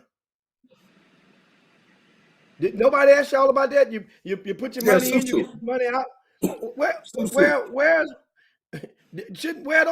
that at right now? What is Jimmy? I don't know what you're talking about. I ain't never You heard don't of that. remember during the pandemic, they had all the different blessing circles on social media, and different people would say or call you, or you run up on somebody, hey man, got this right here. Start with 1,500, man. They're gonna bring you back 4,000. They're gonna bring you back 8. Where's all the blessing circles at now? And I'm like, well, man, I've been there, done that. And it's basically like when you go downtown and you get on one of those carts, one of those bicycle things, everybody start pedaling and they go and they have a little fun. You ever saw one of them out of downtown? Yeah. Right? Yeah. Right? So they have at the Houston Texans game. You got a parade over there. Yeah. You got the little thing they can walk. Well, those things don't go if everybody stop pedaling. That one dude on the front ain't gonna be able to pedal all y'all. Yeah. That's the whole concept on those schemes like that. Those financial blessings. Everybody got to pedal. I ain't never heard of it, Jimmy. You this new to me. I ain't even heard. I'm glad you. I ain't never heard of it. It's a thing though. It's definitely a thing. I just never had of it. That's all. You got to go and get other people. Bottom line, to go and put their money in. As long as you get other people and everybody's bringing in other people to put logs on the fire, it blossoms. Oh, multi-level marketing. Yeah, it's a pyramid. A pyramid. Yeah. Okay. Yeah. But a lot of people, if you're doing it for the first time, you really don't realize at some point the money is going to dry up because you're going to run out of people to add. Go run out of the Chris Walkers. Yeah, go run out of Chris Walker. Yeah, he always trying to do something slick. Yeah. Franklin said, I told him I'm invite a police officer to the No, it was police officers in them blessing circles. A lot of them already I in ain't there. never heard of, man. Hold up. I promise you, I ain't never heard Understand of. something, guys. Churches do blessing circles. I ain't never Families heard do of. blessing circles. I I'm never just heard telling you, of it's a thing, man. There are Hispanic families that put their kids through college through blessing circles. It's a thing, man. It's a thing. Okay. So I just never heard of. Thank you. black folks can't do it. Black folks just can't do it. It's a thing. Because you always get that one dude to be like, man, can you get my people for me and my money? I'm glad to hear that, man. See, I learned something new every damn day. Yeah. Yeah. I can't wait. I learned something new every day. Bless you, sir. Yeah. So last night, I know what you talked about earlier. Just talk. Just talk. We're good. We talked about a couple of games, but you can bring NBA or college? we talk about college. We talk college. Oh, let's go NBA then. Okay. Man, What? did you see the Brooklyn Nets? and Got what the the break Kings speed off. did? Yeah. You see what Kevin Durant said? What did he say? What do you say? I ain't see it. Kevin Durant in the Wait. presser. Okay. Kevin Durant went and say he named the 5 guys, the other 4 guys that was in the starting lineup. And he said, and me. He said, what do y'all expect from this lineup? What y'all expect? Y'all expect to win just because they got me? I'm paraphrasing, guys. How to pull it up and quote it exactly how he said it. You He know I'm named gonna them other 4 guys and him. So basically he said, them other 4 guys some slop. That's what When James Harden said that, y'all want you want to hang him? Well, because whoa. Tyree and KD was two of the guys. What you talking about? Yeah. No, I'm talking about when he left Houston. He said, "Man, I can't win with this stuff." Why is he going back to Houston? No, but it's then? different with Going back there. different with him. Because they gave him pieces along the way. No, but I'm just telling you that piece that he had there with Daryl Moore and them left. At the end. At the end with that, and then they brought in your new homeboy, and then hired John Lucas. He said, "Oh hell no!" But back to KD. Jimmy, hold up, I'm trying to find. Well, yeah, no matter what said, Jimmy, he gonna always find a way to defend James Harden. The same way he always say. I love him. Cowboys into it. Yeah, I love him. Find a way to defend James Harden. I boy. love him. It's not Man Crush Monday, but keep going though.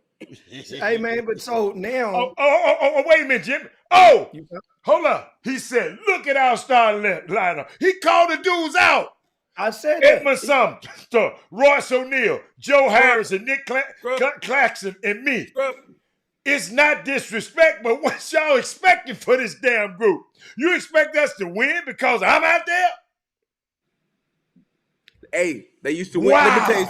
Let me tell you something. I remember a dude that used to play for this team in the Midwest. They had a Boobie Gibson, Mo Williams, Ilgauskas. They had a bunch of scrubs, and he took them to the finals. Damon Jones. Hey, everybody on the feed. Listen. Hold on, everybody on the feed. They played for St. Louis. Hey, Jimmy, you can call me and tell me about your Santana hat. Man, let's go see Santana. This nigga gonna say, he got what he gonna say. Man, me and LeBron went to see Matt Santana one time. Me and him and the kids and Father Time and what's his wife's name? Savannah. Man, anytime somebody say something about Santana rhyme with Savannah. I told you. What I tell you, Jimmy? What I tell you? Listen, he can't help it. All I'm saying is that happened. It happened. Damn, Jimmy, I ain't know that, Jim. You shouldn't have did me like that, This man. right off the press, man. So now it's came out. Even done another interview with Bleacher Report, and Kevin Durant now has confessed and explained the details on how and why he asked for a trade.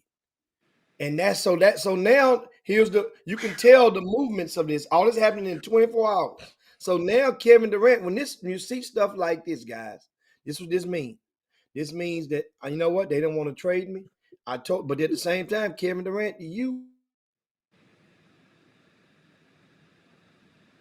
Damn, Jimmy, what? You froze up on me, baby. Chris, you good? Yeah.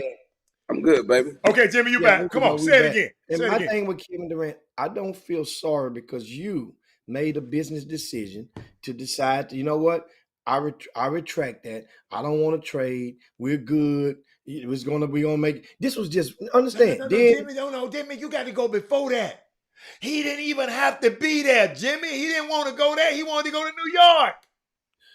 And he let my best friend, because I am not talking about him no more. He let the great Kyrie Irving. I'm finna be like what's the boy John Ewing?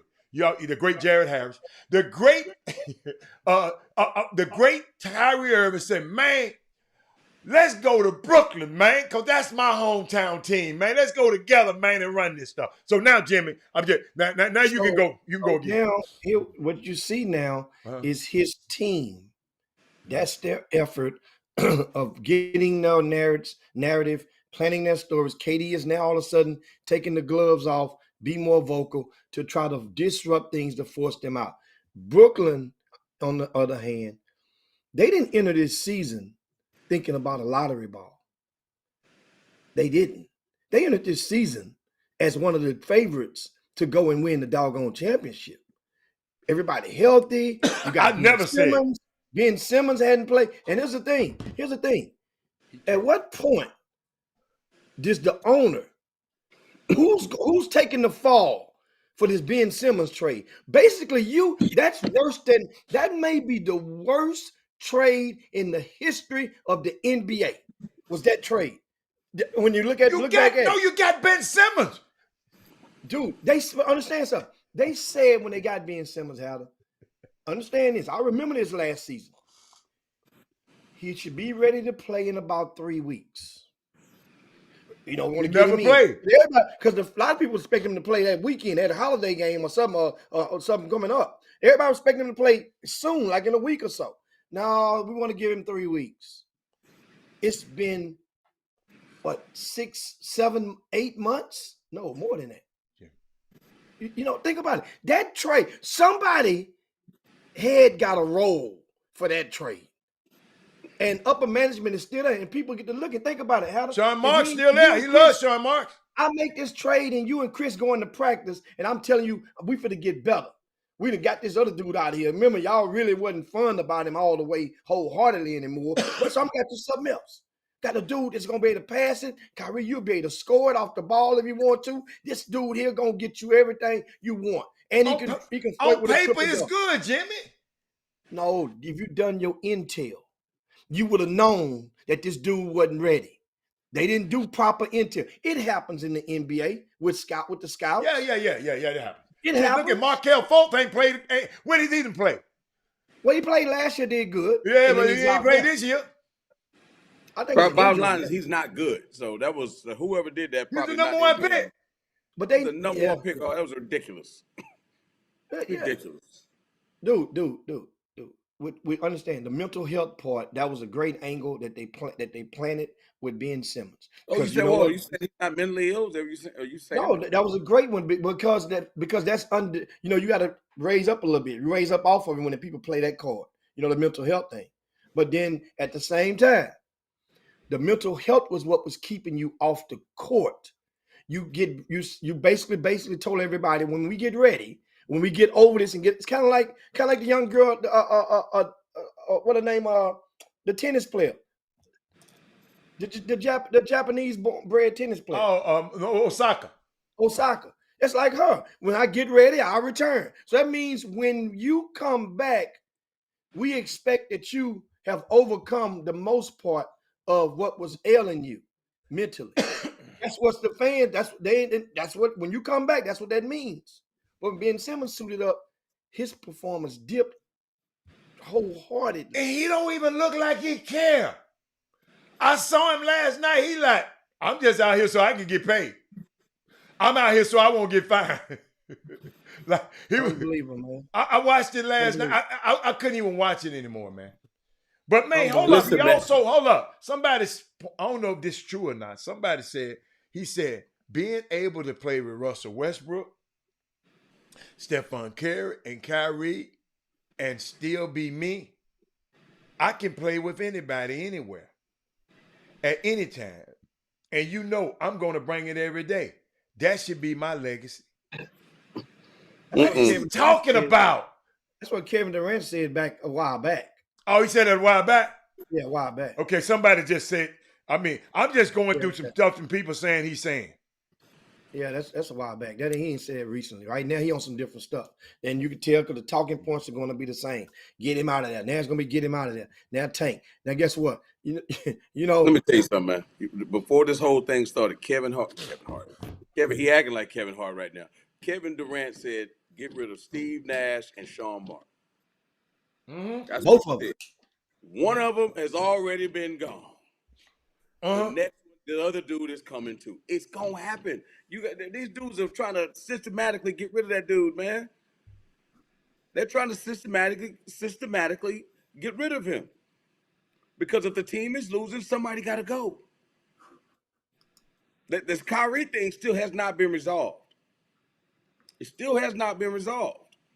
And so, the question is, at what point does Kyrie wear a Brooklyn Nets uniform again? All right, man.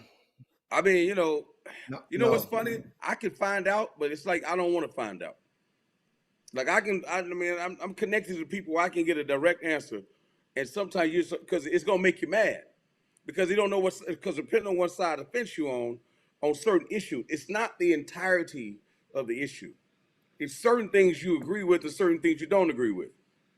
So now you pigeonholed into a situation that if you're on Kyrie's side, even for some of it, then you're a bad person. That's just what it is. And so Yeah. it's hard for people to speak out loud about it because of what people say that it signifies. And I'm not so sure if that's the case. It doesn't mean that someone doesn't have a point. Like two things can be true at the same time. People don't like hearing that. There can be two truths working at the same time. There can also be two falsehoods working at the same time. But in saying that, it's a tough deal, man, and we're gonna see how that whole thing plays out. But wow, I mean, you're talking about politics in the NBA, what you're dealing with right now, is an interesting dichotomy. And they always say, "Shut up and dribble." The minute these guys step out of line and start talking about social issues or make a comment or even post or anything like that, all of a sudden, "Shut up and dribble" doesn't apply. Now it's attack, attack, attack, attack. But again. These guys, they invite, I'm not telling them to shut up and dribble. But when you say something in the world that we live in now with social media and the court of public opinion, when you put, everybody thinks they're a reporter or a journalist, when you put yourself out there like that, I tell people all the time, you can't always say what you believe, man. You can't always, it's not for public consumption. So now here is the blowback of said activity. It's just what it is. I'm not saying it's good, bad, or indifferent. All I'm saying is when you do that, there's choices and there's consequences. You made a choice. No matter how small you thought it was, no matter how tenuous you thought it was, you made a choice. Here's the consequence of that choice. Period. It's just what it is. So now you have to ask yourself, if I never made that choice, what would happen? Because if he's not asking himself that question, we need to stop talking about the Kyrie situation. We need to stop talking about it if he's not going to ask himself that question.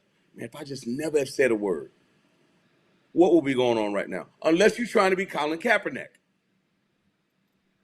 Because they blackballed him clean out the league. So unless you're trying to be Colin Kaepernick and you're going to fall on that sword, that's fine. Fall on that sword, that's cool. But if you actually want to play in that league, that's a different conversation. Well, one of the things that is needs to be understood, this is not your regular type of suspension. This is suspension without pay. So it's costing Kyrie damn near $100,000 a day. About 90. About 90. A game. You mean a game? Well, I'm breaking it down per day. Because if Right. you get there, he's getting 33 million this year. 33.3. And if it's 356 days in the year, then you can pretty much take that, and say, damn, that's damn near $100,000 a day. So that's why I break it down by day. I understand what you're saying about, but just break it down per day. So that's per day. Now, even though they count them per game, it's on a per game ratio, which is still going to be an even higher ratio. if you think about it per game. So it's over $100,000 per game that he's losing. Right now, it's 7 games, if I'm not mistaken. So that's 700 racks and counting. It's Plus the not days going- in between that they don't play. Well, how do they You're go? saying per day. I mean, you can cut the salary up however you want to slice Man, the you bread. can It's cut still it. up I for mean, bread. you can just do it the way you're doing it, because he gonna get paid on the first. And the game checks. Sometimes, Jimmy, it's per game. They prorate it per game. Per game. I mean, that's just for their, because if they find him a game, if they, however much you would make for that game, so it got some. They prorated for how much he would make that game and how much he would be out. So That's gone. And Yeah. the thing is, and like somebody, and Jim, you talking about this year, right? Okay, you talking about this little measly money he losing right now for these 5-6 days. Jimmy, let me tell you what he did earlier. Let me get this straight. Let me get this and bless his little heart. Kyrie, I love you, but he had a $212 million extension on the table, the same as Bradley Beal had on the table. He left his old agent. He got his stepmama negotiating the deal. So evidently, from what I hear, they went in there and he said, you talking about this little measly money he lost this year, $212 million over 4 years, Jim. Okay, 212 over 4. So they went in there and said, I'm not gonna pay. Kyrie said he ain't gonna play but 60 games a year. Now, ladies and gentlemen who don't know, it's 82 games in a season. But Kyrie said, I want this 212, but I ain't playing but 60 games a year. Okay? And I'm not playing any back-to-backs. I think they are inhumane. So I'm not playing back-to-backs. That's why he didn't get the contract extension. So he lost that $212 million. That's why he didn't get extended. So then, and I don't agree with it, because Phil Knight, you need to stay your ass out of it.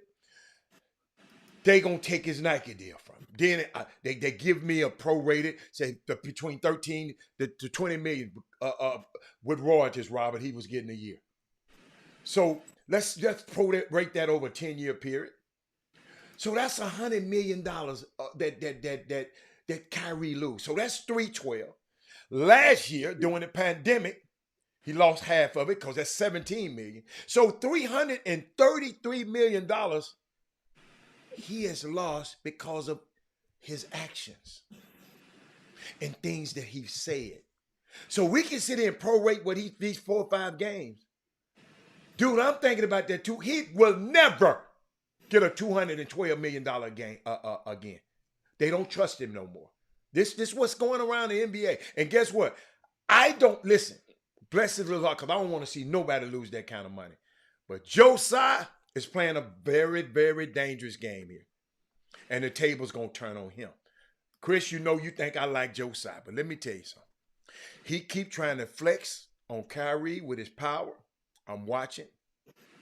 He out here telling Kyrie he ain't, what he say the other day, he ain't, hold on, let me put it on the screen so y'all can see it. Let's don't think, it come from his Twitter. Claire and I met with Kyrie and his family yesterday. We spent quality time to understand each other.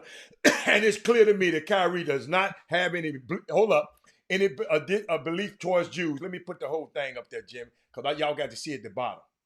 Beliefs of hate. In the hate group. But then at the end, I didn't put the whole thing on there. At the end it said, but he ain't ready. He ain't did the things he need to do to get back in the league.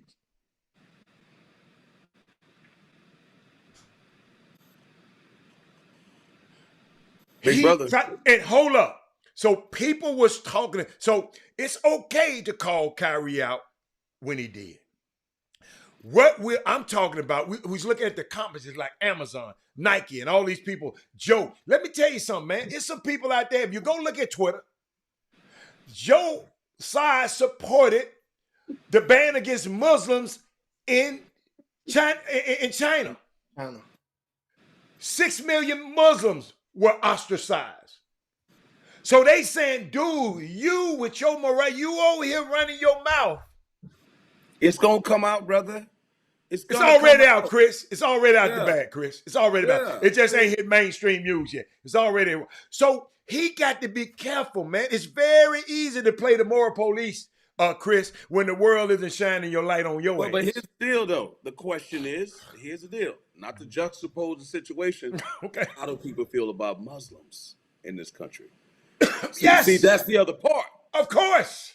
Because if we talk about January 6th, as we said before, if it was the Nation of Islam storming the Capitol, it would be a different result. Absolutely. Come on, man. Shit, if It's it how was, people hold be- up, forget the nations. If it was about the I'm black making it folks extreme. storming I'm the making it Capitol. because what I'm saying is that I'm not going to say that most white people or whoever was there would act that manner that are Americans. I don't. Well, believe I don't. that. What then? I Hold on. believe they were Whoa. extreme. Well, then I wouldn't compare that because the Muslims ain't gonna act like that. Well, don't compare the Muslims to them damn we don't know. insurrectionists. Listen, I'm gonna say it again. I'm saying it's extreme. So what I'm saying is, to them or to people in this country, they assume that Muslim people are extreme, and that's not the truth. So Okay, again, I got you. they will be taken as a threat if Yes. they rolled up there, Right. and they will be like, "Oh my God, the world is about to end." That's all I'm saying. I'm not saying that that's the case, because if it happened, come on, man, you know what would happen. You see what happened when they brought that Bible right in front of that church, when he wanted to do that deal in front of the church, and those people were protesting. And That did ain't what they were. military You do? talking about 45? 45. They weren't yeah. protesting the Bible. They just said he had the Bible upside down.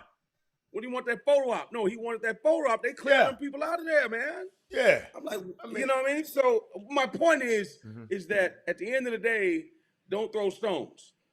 Absolutely. Don't throw stones. Absolutely. And so now, guess what? Now your ugly side is gonna come out, Yes. and Absolutely. then you're gonna have to make a decision, because now you're turning Kyrie into a martyr now if you do that now. I did that. I said that. Oh, yeah. What I you said that doing? on the show. Absolutely. Absolutely. And y'all, I'm gonna tell y'all something, man. I'm not gonna. I'm sitting there thinking about it now, right? We watching.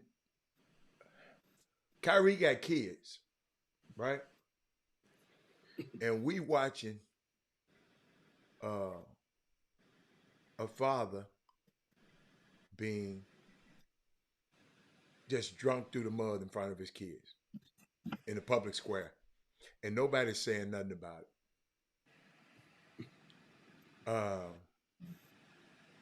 You mean to tell me not one civil rights organization? So you know I watch this stuff, Chris.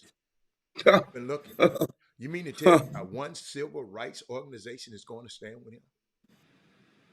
Whether Kyrie is wrong or not, man, the black community cannot let him publicly be castrated. That's why I said what I said earlier. I know you said, wow, I wasn't being facetious. I'm not just going to let him die like that. That's just me. You mean to tell me not one black denomination is going to stand and make a statement in his defense? Brett Favre can steal $1 million from black people in Mississippi and not lose an endorsement? Adam Silver even said, he came out and said he's not an anti-Semitic. And Adam Silver is a Jewish man.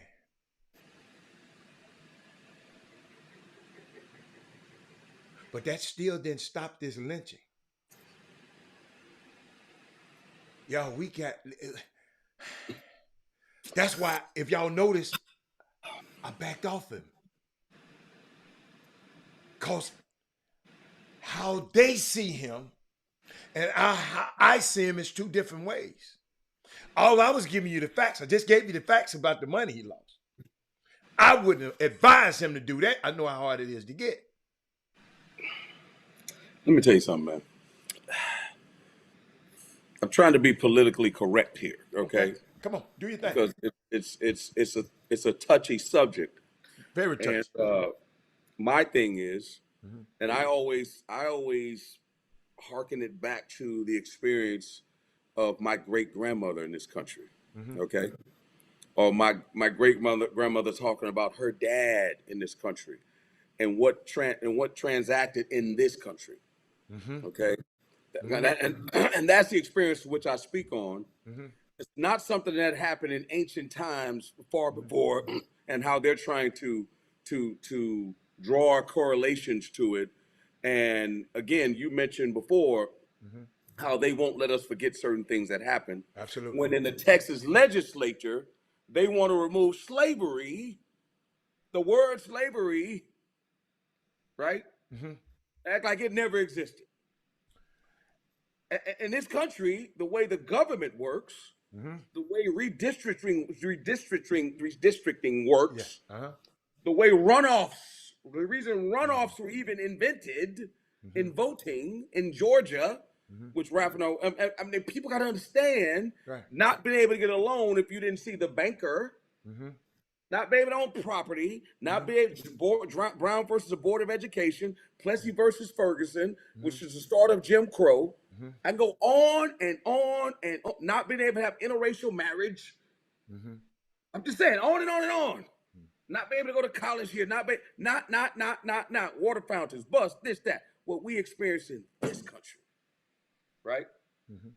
I'm trying to. People gotta understand what we experience. Not me though. Okay. My grandmother Yes. going to a Woolworth and Woco and So put on a hat. we and got they to say, not let and you never gotta let them take- you forget, gotta Chris. buy the hat. You can't even try it on. You gotta buy it. It don't matter if it don't fit. Absolutely. I'm trying to tell you what people have Absolutely. gone through in this country and fought for what we have today, and it pisses me off the way we handle it. You see what I'm saying? Because they said never forget, but we allow people to forget. We All can't. day long. We can't never All let. day long. But Chris, I was just thinking about this, right? The patent system, right? In the United States, it began, I think, in 1787. But they wouldn't let slaves have patents. I don't know if you remember that, Chris. And they would let all the credit go to their owners. Jack Daniels is the world's most popular whiskey. Jimmy know about this. He the whiskey man. And it was actually created by a slave named Nathan Green. But he was prohibited from having any profits. This is why they talk about reparations. Nathan Green family is supposed to get this bread, man. So Bro. guess what? And yet you have the nerve. We got the nerve to be at the bar ordering Jack Daniels. Because we don't know no better. We ain't said not enough. Never forget. We go give me a Jack and Coke, man. Because we don't. Bro, I got Jimmy, one better Jimmy, for you. you I got muted. one Jimmy, better you for you. muted. I got one better for you. Come When the Nazis set up the Vichy government in France, Okay. right? The de facto German government in France. Uh-huh. You know who one of the Nazi sympathizers were? Who? Coco B. Chanel. And Yes. people are wearing Chanel. Yes. Coco Yes. B. Man, Because what is- you don't want, I mean, I'm just telling you. No, you preaching, gotta- bro. You gotta know. preach- Again, in this company, the Rockefellers, Uh-huh. man. But again, do you want to hold people captive to their past, Uh-huh. or do we want to move? Do we want to move towards racial reconciliation? No, That's a part of it. We can know what I'm reconcile, saying? but we can't never let them forget. See, he was Jimmy. I don't mind reconciling, but we can never let them forget. We just let people forget. Jack Daniels, y'all, is the world's most popular whiskey. Yeah, and Uncle Nearest is Yes, the name of the yeah, family yes. of the of the original inventor of it. You know And, what? And I disagree, and sometimes a lot with this Kanye West dude. And when he said he was done, when he was wearing the White Lives Matter shirt and all that, I ain't gonna lie, I ain't like that, right? Then he endorsing Herschel Walker. I'm talking about Kanye West, and then touting Donald Trump around, but for Adidas, y'all listen to me. I ain't never defended Kanye West, but for Adidas to disassociate with him, but steal his patent and live off the profits, and nobody's gonna say nothing about it. They stealing his designs. That was one of the reasons why he left. That's why he was so mad. Yes, Jimmy, ain't nobody saying, listen, I don't agree with all that crazy ass shit he said. But then why ain't he called Trump? Why ain't he called the White Lives Matter? But see, I'm not gonna just let him be. I got to say something about that, man. Brittany Griner. Hold up, let me finish. She's in a penal colony. They talking about their family don't know where she is. The government claims that they don't know where she is. Listen, y'all, she got an Olympic gold medal. She's a treasure to this nation, and she's a treasure to us. And you telling me the CIA can't find her? The FBI can't find her? Over marijuana. Come on, man. Over marijuana, not selling trade secrets, not doing what Snowden did, not doing what WikiLeaks. I mean, over marijuana. And then the evangelists. You know them running evangelists, them Bible-toting, Bible-well people talking about, I can't support her because of her lifestyle. Oh, my God. But a dude can say he gonna grab somebody in the crouch. And documented in the room with underage girls. Women, yes. With his partner. You Yes, know, and who end up taking the fall, and also dying in the penitentiary a little bit after that. And Jimmy, and they supporting Bruce Jenner and Greg Louganis. This same evangelist. Mitch McConnell, Lindsey Graham, I hope y'all watching this show, and Joe Biden. You better go get our sister and go get her now. So, and now, you guys, this is the perfect time to share the show if you hadn't done so already. Share the show to your timelines. Share the show to your social media pages. Share the show to your groups, the Chop Shop. We just take you through your midday sports happy hour. The best 120 minutes of your day. You're gonna get this like in form that you wouldn't get it nowhere else. And hey, go on, Jim. Before you say that, you know what today is. Oh no, is it today? It's Women Rock Wednesday. Yeah. You know what today is. I think it's the first day that you know who can practice for the Browns, isn't it? Yes, you can practice today. Face towel, they let face towel loose. The day Wednesday. Face towel. Yeah. Face towel, washcloth. Wash rag. No, Jimmy, rag. Jimmy told us hey, if you're going to swim, you better bring your rag with you. Bring your no rag. He'll be in Houston he'll be in Houston on December the 4th. Hey, December the 4th, the Browns play at the Texans. It's going to be quite an atmosphere. Oh, my God. How many people? It's going to be quite an atmosphere. There's going to be some protesting for sure. It's going to be quite inside and outside. Will be quite an atmosphere. If I was him, I'd come out there and just I just throw some money out there, everybody. Well, I think it's going to be some fight. And I tell him, I say, y'all mad at me? What is going to take to stop y'all from being mad at me? Alan, do you think I'm telling you. Ain't nobody going to fight. Scenario. Ain't nobody going to fight. Understand, a lot of people that go to football games on Sundays, a lot of people will partake in some social consumption before going into the building. But most men like it though, Jimmy. Most men ain't mad at Deshaun Watson. Yeah, but you know what? We coming off an election. But you got a daughter. How do you always tell me you got a daughter? I got a daughter. That's what you say to me every issue. Well, I got a daughter. So I understand. I don't like him doing that, Chris. I don't like him doing that. But guess what? Chris, it's just hard for me, man. I just love my people, man. I'm gonna still love on R. Kelly, no matter what people say. He was wrong. He's a pedophile. His ass in jail. Deshaun has did what he needed to do. They didn't arrest him. They didn't do it. Them girls sell him and took that money. So guess what?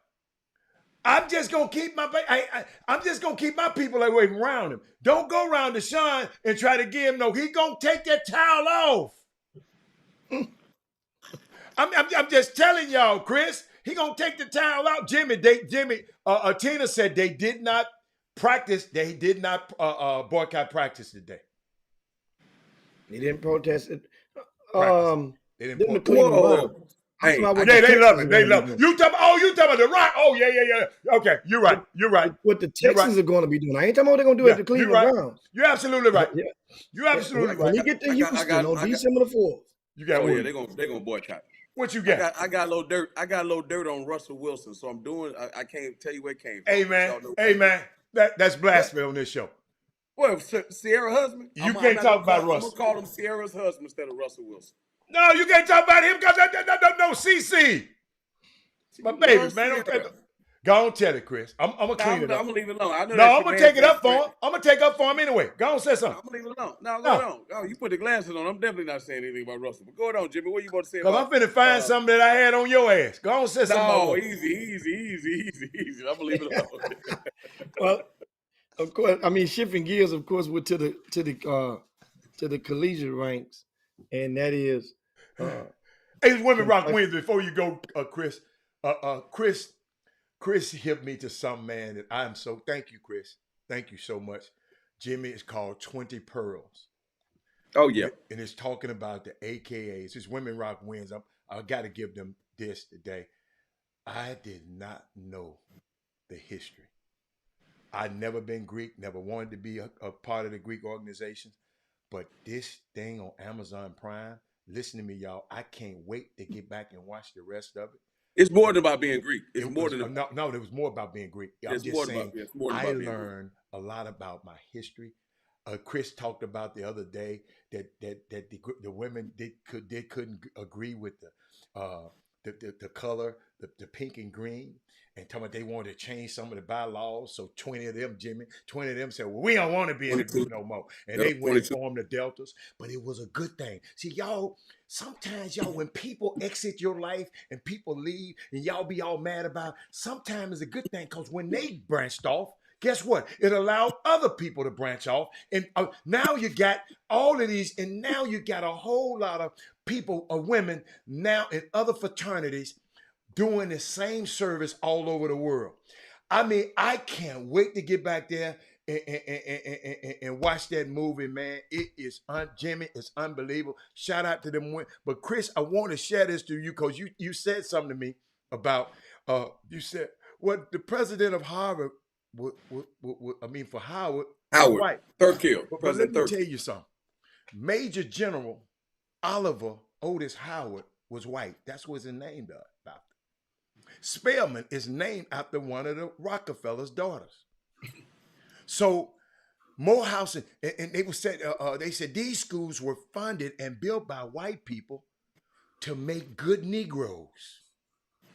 Morehouse and Spelman were literally in their funding so that the black children of the slaves owners would have some opportunity to have a higher stake in life and a higher place in society.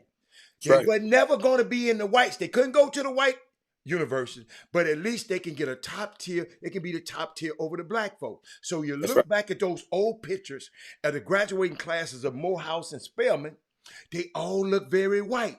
Because it came from those people. So when you said that, Chris, I just wanted to end that with, I know Jimmy gonna come to basketball, but it's Women Rock Wednesday. Y'all need to watch. It's not called the Divine Nine, it's called 20 Pearls. No, he was saying the Divine Nine is the people, the one that founded it. But that's why in those pictures, we have colorism. Yeah. It's a big part of our community. Thank you, Jimmy. Why a lot of the women were light-skinned and fair-skinned. Yeah.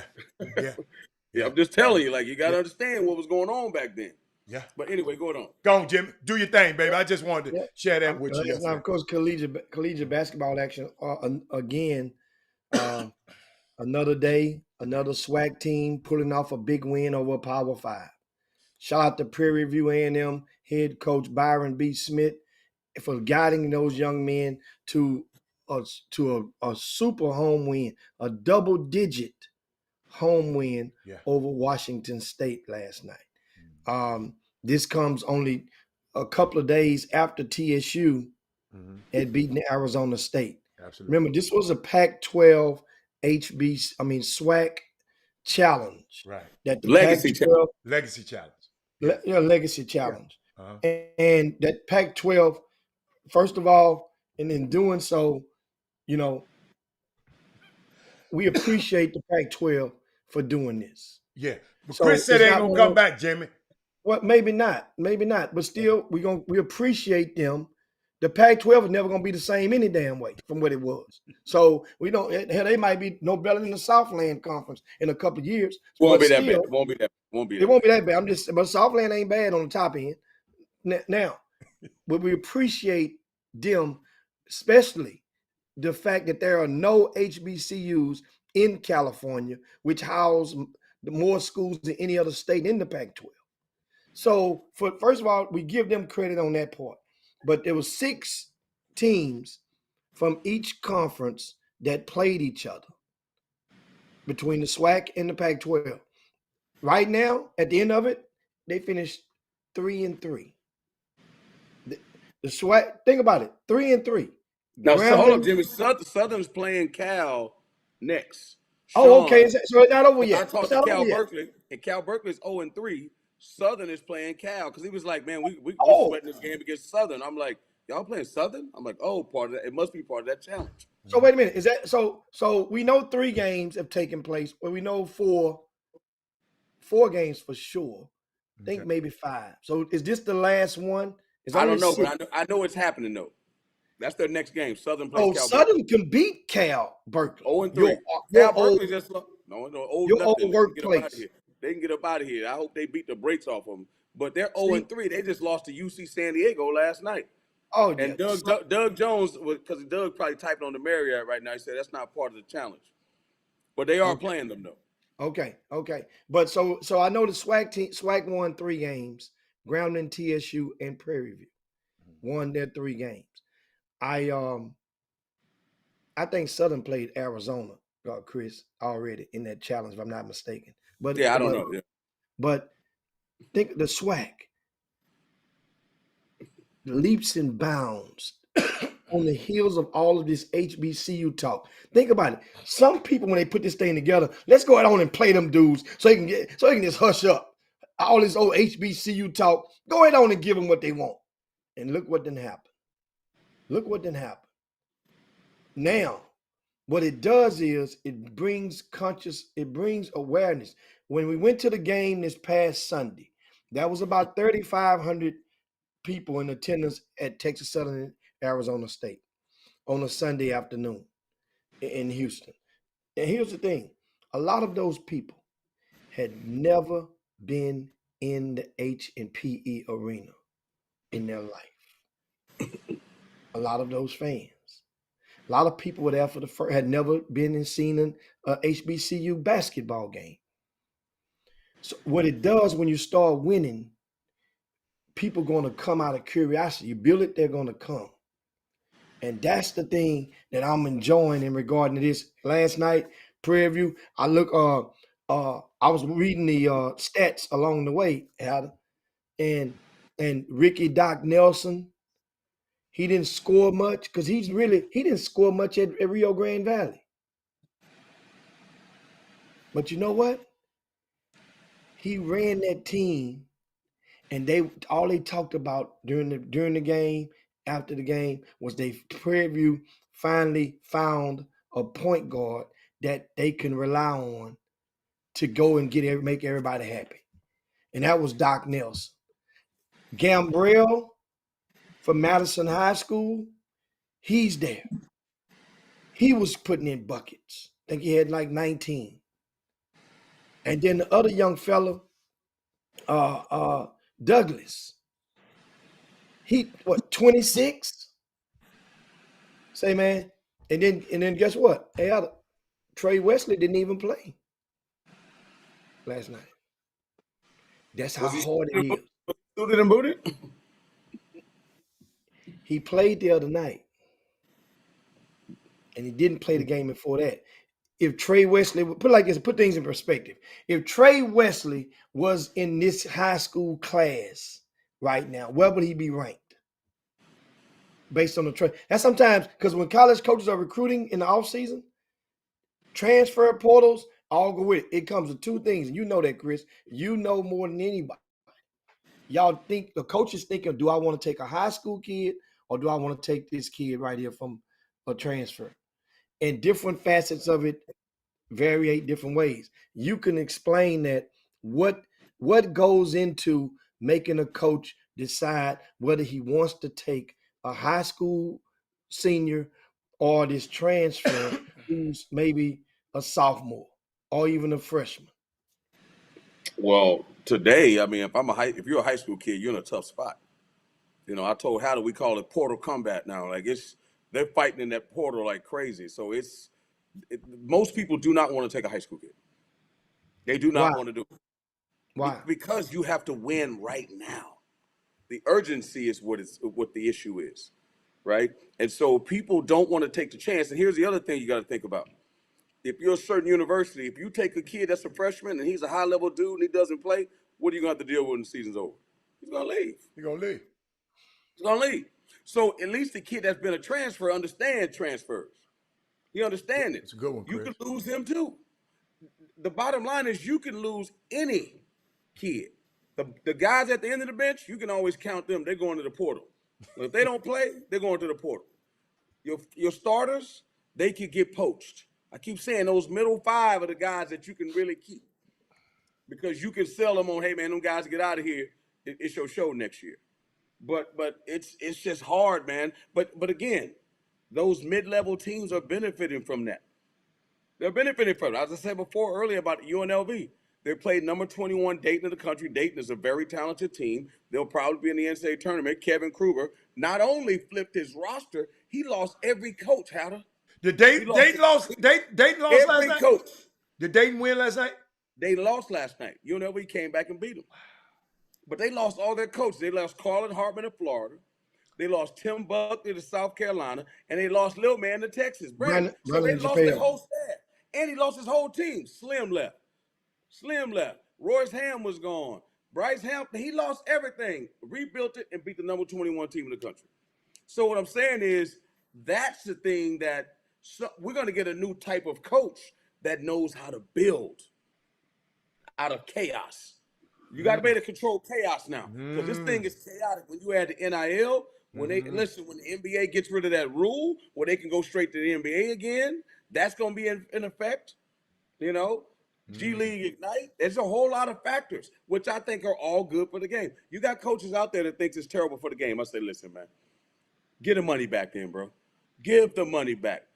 If you can't handle what's going on right now, you drive on the freeway every day, there's all type of chaos. Like, give the money back if you can't handle it. And most of them, you know what they're going to do? They're going to adapt to the situation the same way the kids are adapting. Because what's good for the goose is good for the gander. The same way you can leave, the same way they can get rid of you now. Now, I'm just telling you, it's a different world. Even Duke takes transfers, guys. Even Kentucky takes transfers, bro. It ain't just Prairie View. Don't get it twisted now. Texas takes transfers. Baylor, everybody takes transfers. That's the world we live in now. So instead of complaining about it, everybody has the opportunity to do NIL. Instead of complaining about it, let's find a way to work with it. That's what it comes down to. And as I said before, as far as players getting paid, and Hatter, you may be in a minority. I may be in a minority on this, but I'm telling you, Hatter, at some point in the next 5 to 10 years, they're going to be revenue sharing with these companies, with these conferences on these TV deals. It's going to happen. I told you the Supreme Court opened up that. After you yelled at me 9 million times that it would never happen and that it was bad for the game. I never said that. I just told you this NIL was not going to be what you thought it was going to be. That's all I said. It is what I thought it was going to be. Yeah, I mean, here's the thing, Hatter. But you you always suck stuff off. But you was That's not true. That's not true. NIL. You was good. NIL. If you're ask Jimmy, you don't have to. If you're recruiting right now, you ain't got to ask Jimmy. Call your boy Penny because he probably in your pocket. The first thing they ask about is NIL. They don't talk about, hey, what's the science department like? Hey, what kind of degree can I get? Hey, you know what? If I graduate from there, what's the alumni base like? And do they help me get a job? You know what they say? What is your NIL like? And if you say the wrong thing, you're off the list. That's the reality of recruiting right now. And so, which is, again, we can say that's a shame, or as Mom said in training day, it's just business. It's just business. That's all it is. It's for those coaches. Keep telling these parents, you better start, if your kid plays sports at a high level, they're not your kids anymore. They're a business entity. You better start looking at them that way. They're a commodity because that's the way the universities are looking at them. Hey, man, we're going to give you this little scholarship. Come here and help us win so we can get this money. They're looking at them as a business interest. And you ever go like, oh, my son, I love him to death. But the minute things don't happen the way you want, what do? You're going to snatch him out of there and tell him to go somewhere else. It's just hard. And I guess I don't have a problem with that. Because guess what? It's legal. That's why, and Jimmy wasn't on the feed earlier. I mean, Jimmy wasn't on the show earlier when we talked about the UIL. I got a problem with the coach being able to sign off on the kid leaving. Me too. Got a problem with that. I ended That, the to show me, yesterday with that. is the biggest part of the problem. They need to eliminate that.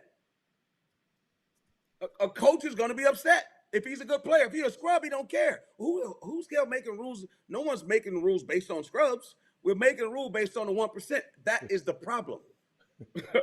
So if the coach can say, well, the coach cannot like the dad, it may not have nothing to do with the kid. The coach cannot like the AAU program, it may not have nothing to do with the kid. Because I keep saying, high school coaches and summer coaches are different. The high school coach's job is about winning district and getting to state. It's not about putting kids in college. Absolutely. It's not. It's not. They could care less. I'm not saying all of them, but most of them. The AAU coach, guess what? He says, if I put dudes in college, more kids will come play for my program. Mm-hmm. So he's doing it for a different reason. Mm-hmm. And so those guys can, and that's the issue. Because a guy can go watch Robert Hatter High School and see him like, oh, man, why is this 6'5" kid playing inside? The AAU coach could be like, he need to be on the wing shooting threes. So guess what I'm going to do? That school over there got 2 6'10" guys inside. I'm going to take my kid from here and put him over there because it serves his best interests. Absolutely. So the high school coach said he takes him from, what does he do? Writes on there, they transfer for athletic purposes. And then next thing you know, that now you got to deal with the law. And then they go play with some private school. And that's where it's got to end, guys. Jimmy, would you agree or disagree? Hold up. Before you go there, Jimmy, I want to shout out Miss Tina Jackson today. Hold up, Jimmy. I think I got a LL Sports 2. Ladies love Sports 2. It's Women Rock Wednesday. Watch this.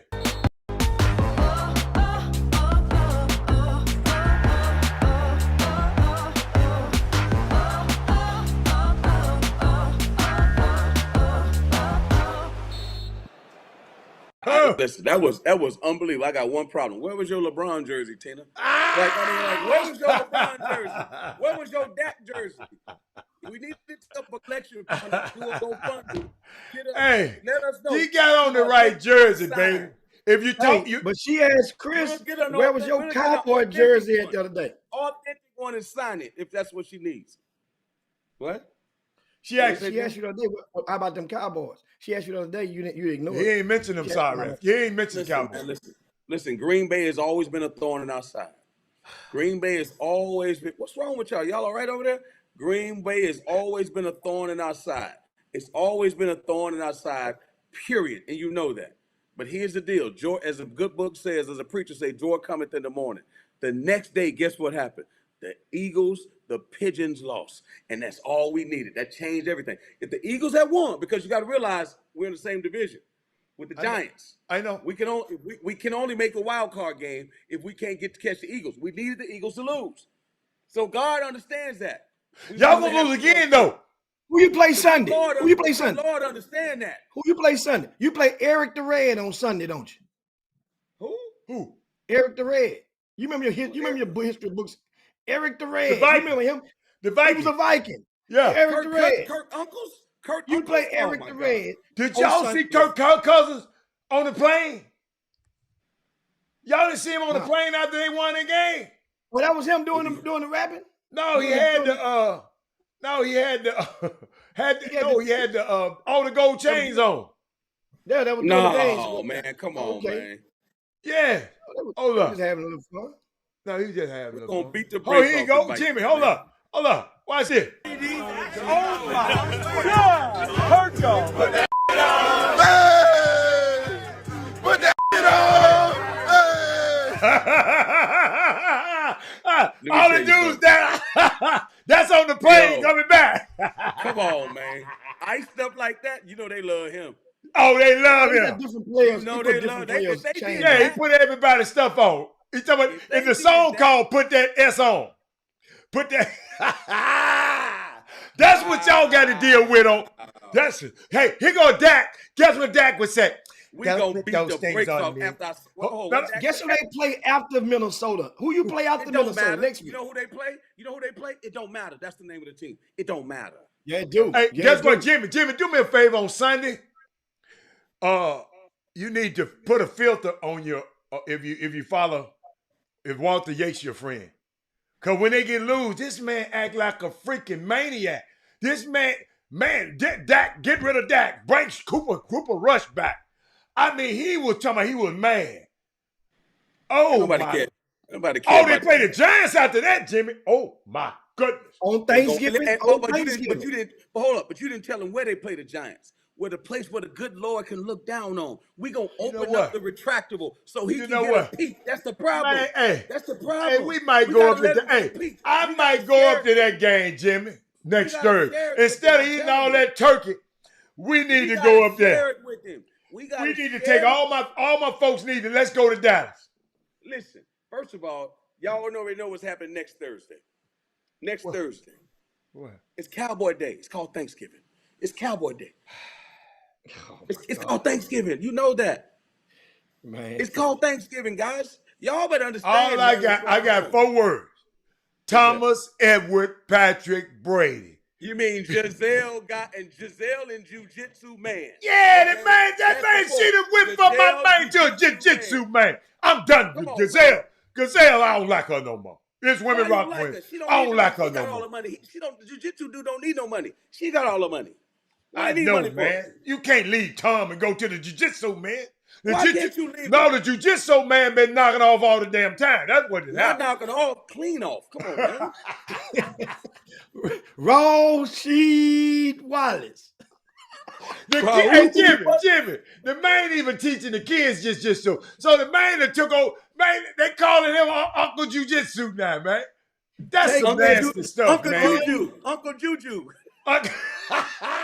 Who you saying, Chris? Who you say? Raul Monday.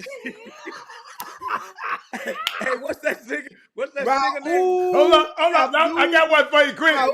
Chris, I got another one for you, friend. Rawshank Redemption.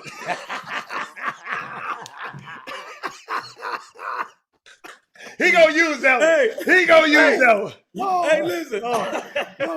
Jimmy, there was a singer back in the day named Lou Rawls.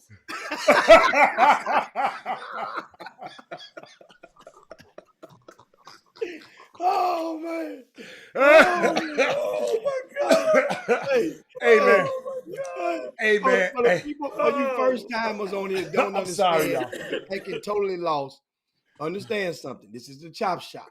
So, and as we get ready to land the plane, whenever we were talking about a relationship and somebody getting it in, we give the assumption that they're going to go in there raw. So as they're going in there raw dog, as they say back in the old day, then we would go.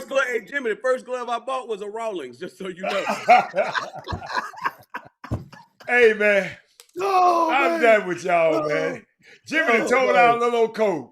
That ain't matter no. Yeah, you can't tell them about our show, man. So, oh, man. Hey, y'all don't forget to go out and get this book, The Elephant in Our Room by Christopher Walker. And hold up. And, hold up, I got something else for y'all. I want y'all to have everything. I need y'all to get this magazine. Y'all see my boy Wesley Yates right there. You feel me? Yeah. Standing tall. Let's go get the magazine. Did you get your copy from Lupe? I'm going to see Lupe today. I was working on TV last night. I couldn't see it. Remind him to bring it with him. Or you won't leave it in the hotel. I'm going to hit him up. Yeah, and so, of course, guys, we got to get ready to land the plane today, man. On the chop shop, it's time to slide down Dino's back and yabba dabba do this thing on this Women Rock Wednesday. Make sure you slide over to rcssports.com. We have a lot of intel in the VIP news today. A lot of young kids have been scoring over 30, only 1 or 2 games into the season. They've been getting it in out there on the chop shop. I mean, on the hardwood. And I'm telling you, one little cat that scored. We have one little cat that scored 40. That's Mason Allen over at Madison High School. He backed that up with a 32 piece. His homeboy JJ Gambrell, he drops 35 last night. Uh-huh. I mean, they've been. Then you What have about my man Harden? Harden dropped Harden? 38, then 37. Orlando Harden Jr. has been getting it in, and understand, I like the one last night because the one last night is a W. I like it when you get that, when you get that money and get the W. Go on and cash in, but you get that money, get the W. It's a little bit sweeter.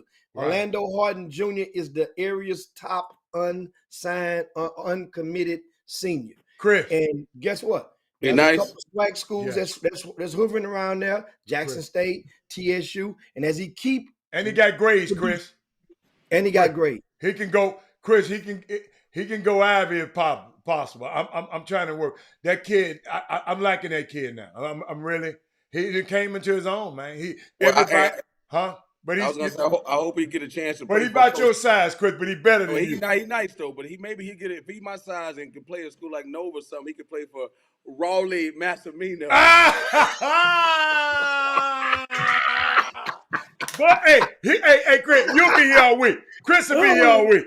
Oh man, you good, boy. You good. Oh man, Chris, you ain't on tonight, right? You're on tomorrow. You're not on tonight. Friday. I'm on Friday. I'm on all day, baby. Okay. All right. Friday, from 1 to 1 a.m. We got about 5 shows on Friday, man. It's gonna be a great show. Got Renee Montgomery played at UConn. She's gonna be there. She's always great to listen to. So, Chris, y'all been going at halftime. Help me out. So, what I've been doing is just I've been recording every game on the network. Cause sometimes y'all come at halftime of some of the games. Well, because it's like the NFL today. You do pregame, you do pregame, you do halftime. So, but the pregame didn't come on. They had some football on. Sometimes we don't do because again, that particular day, that's the show they come on. Okay. That's the day they come on. But football's gonna be over with soon. Okay. But on Friday, we're doing show after show after show. It's about 4 different half-hour shows plus halftimes of the game. So Saturday, Friday is gonna be a beast. So be on all day. I'm gonna put one of them tight shoes on for you. So you know I'm gonna do that for you. You know what I'm saying? That button's gonna pop clean off that damn suit on Chris, man. You know that button going, let me go, release me, man. We up out of here, man. Share the show on your way out the door, man. We'll see you guys on tomorrow. Peace, man. Chop shop. Jim Hicks, Rob Hatter, you are now tuned in to the Chop Shop. I'm Retro, let's get it. We in the Chop Shop, we live in the Chop Shop. We talking sports talk, we live in the Chop Shop. We in the Chop Shop, I'm talking sports talk. So turn your dials up, it's live in the Chop Shop. We in the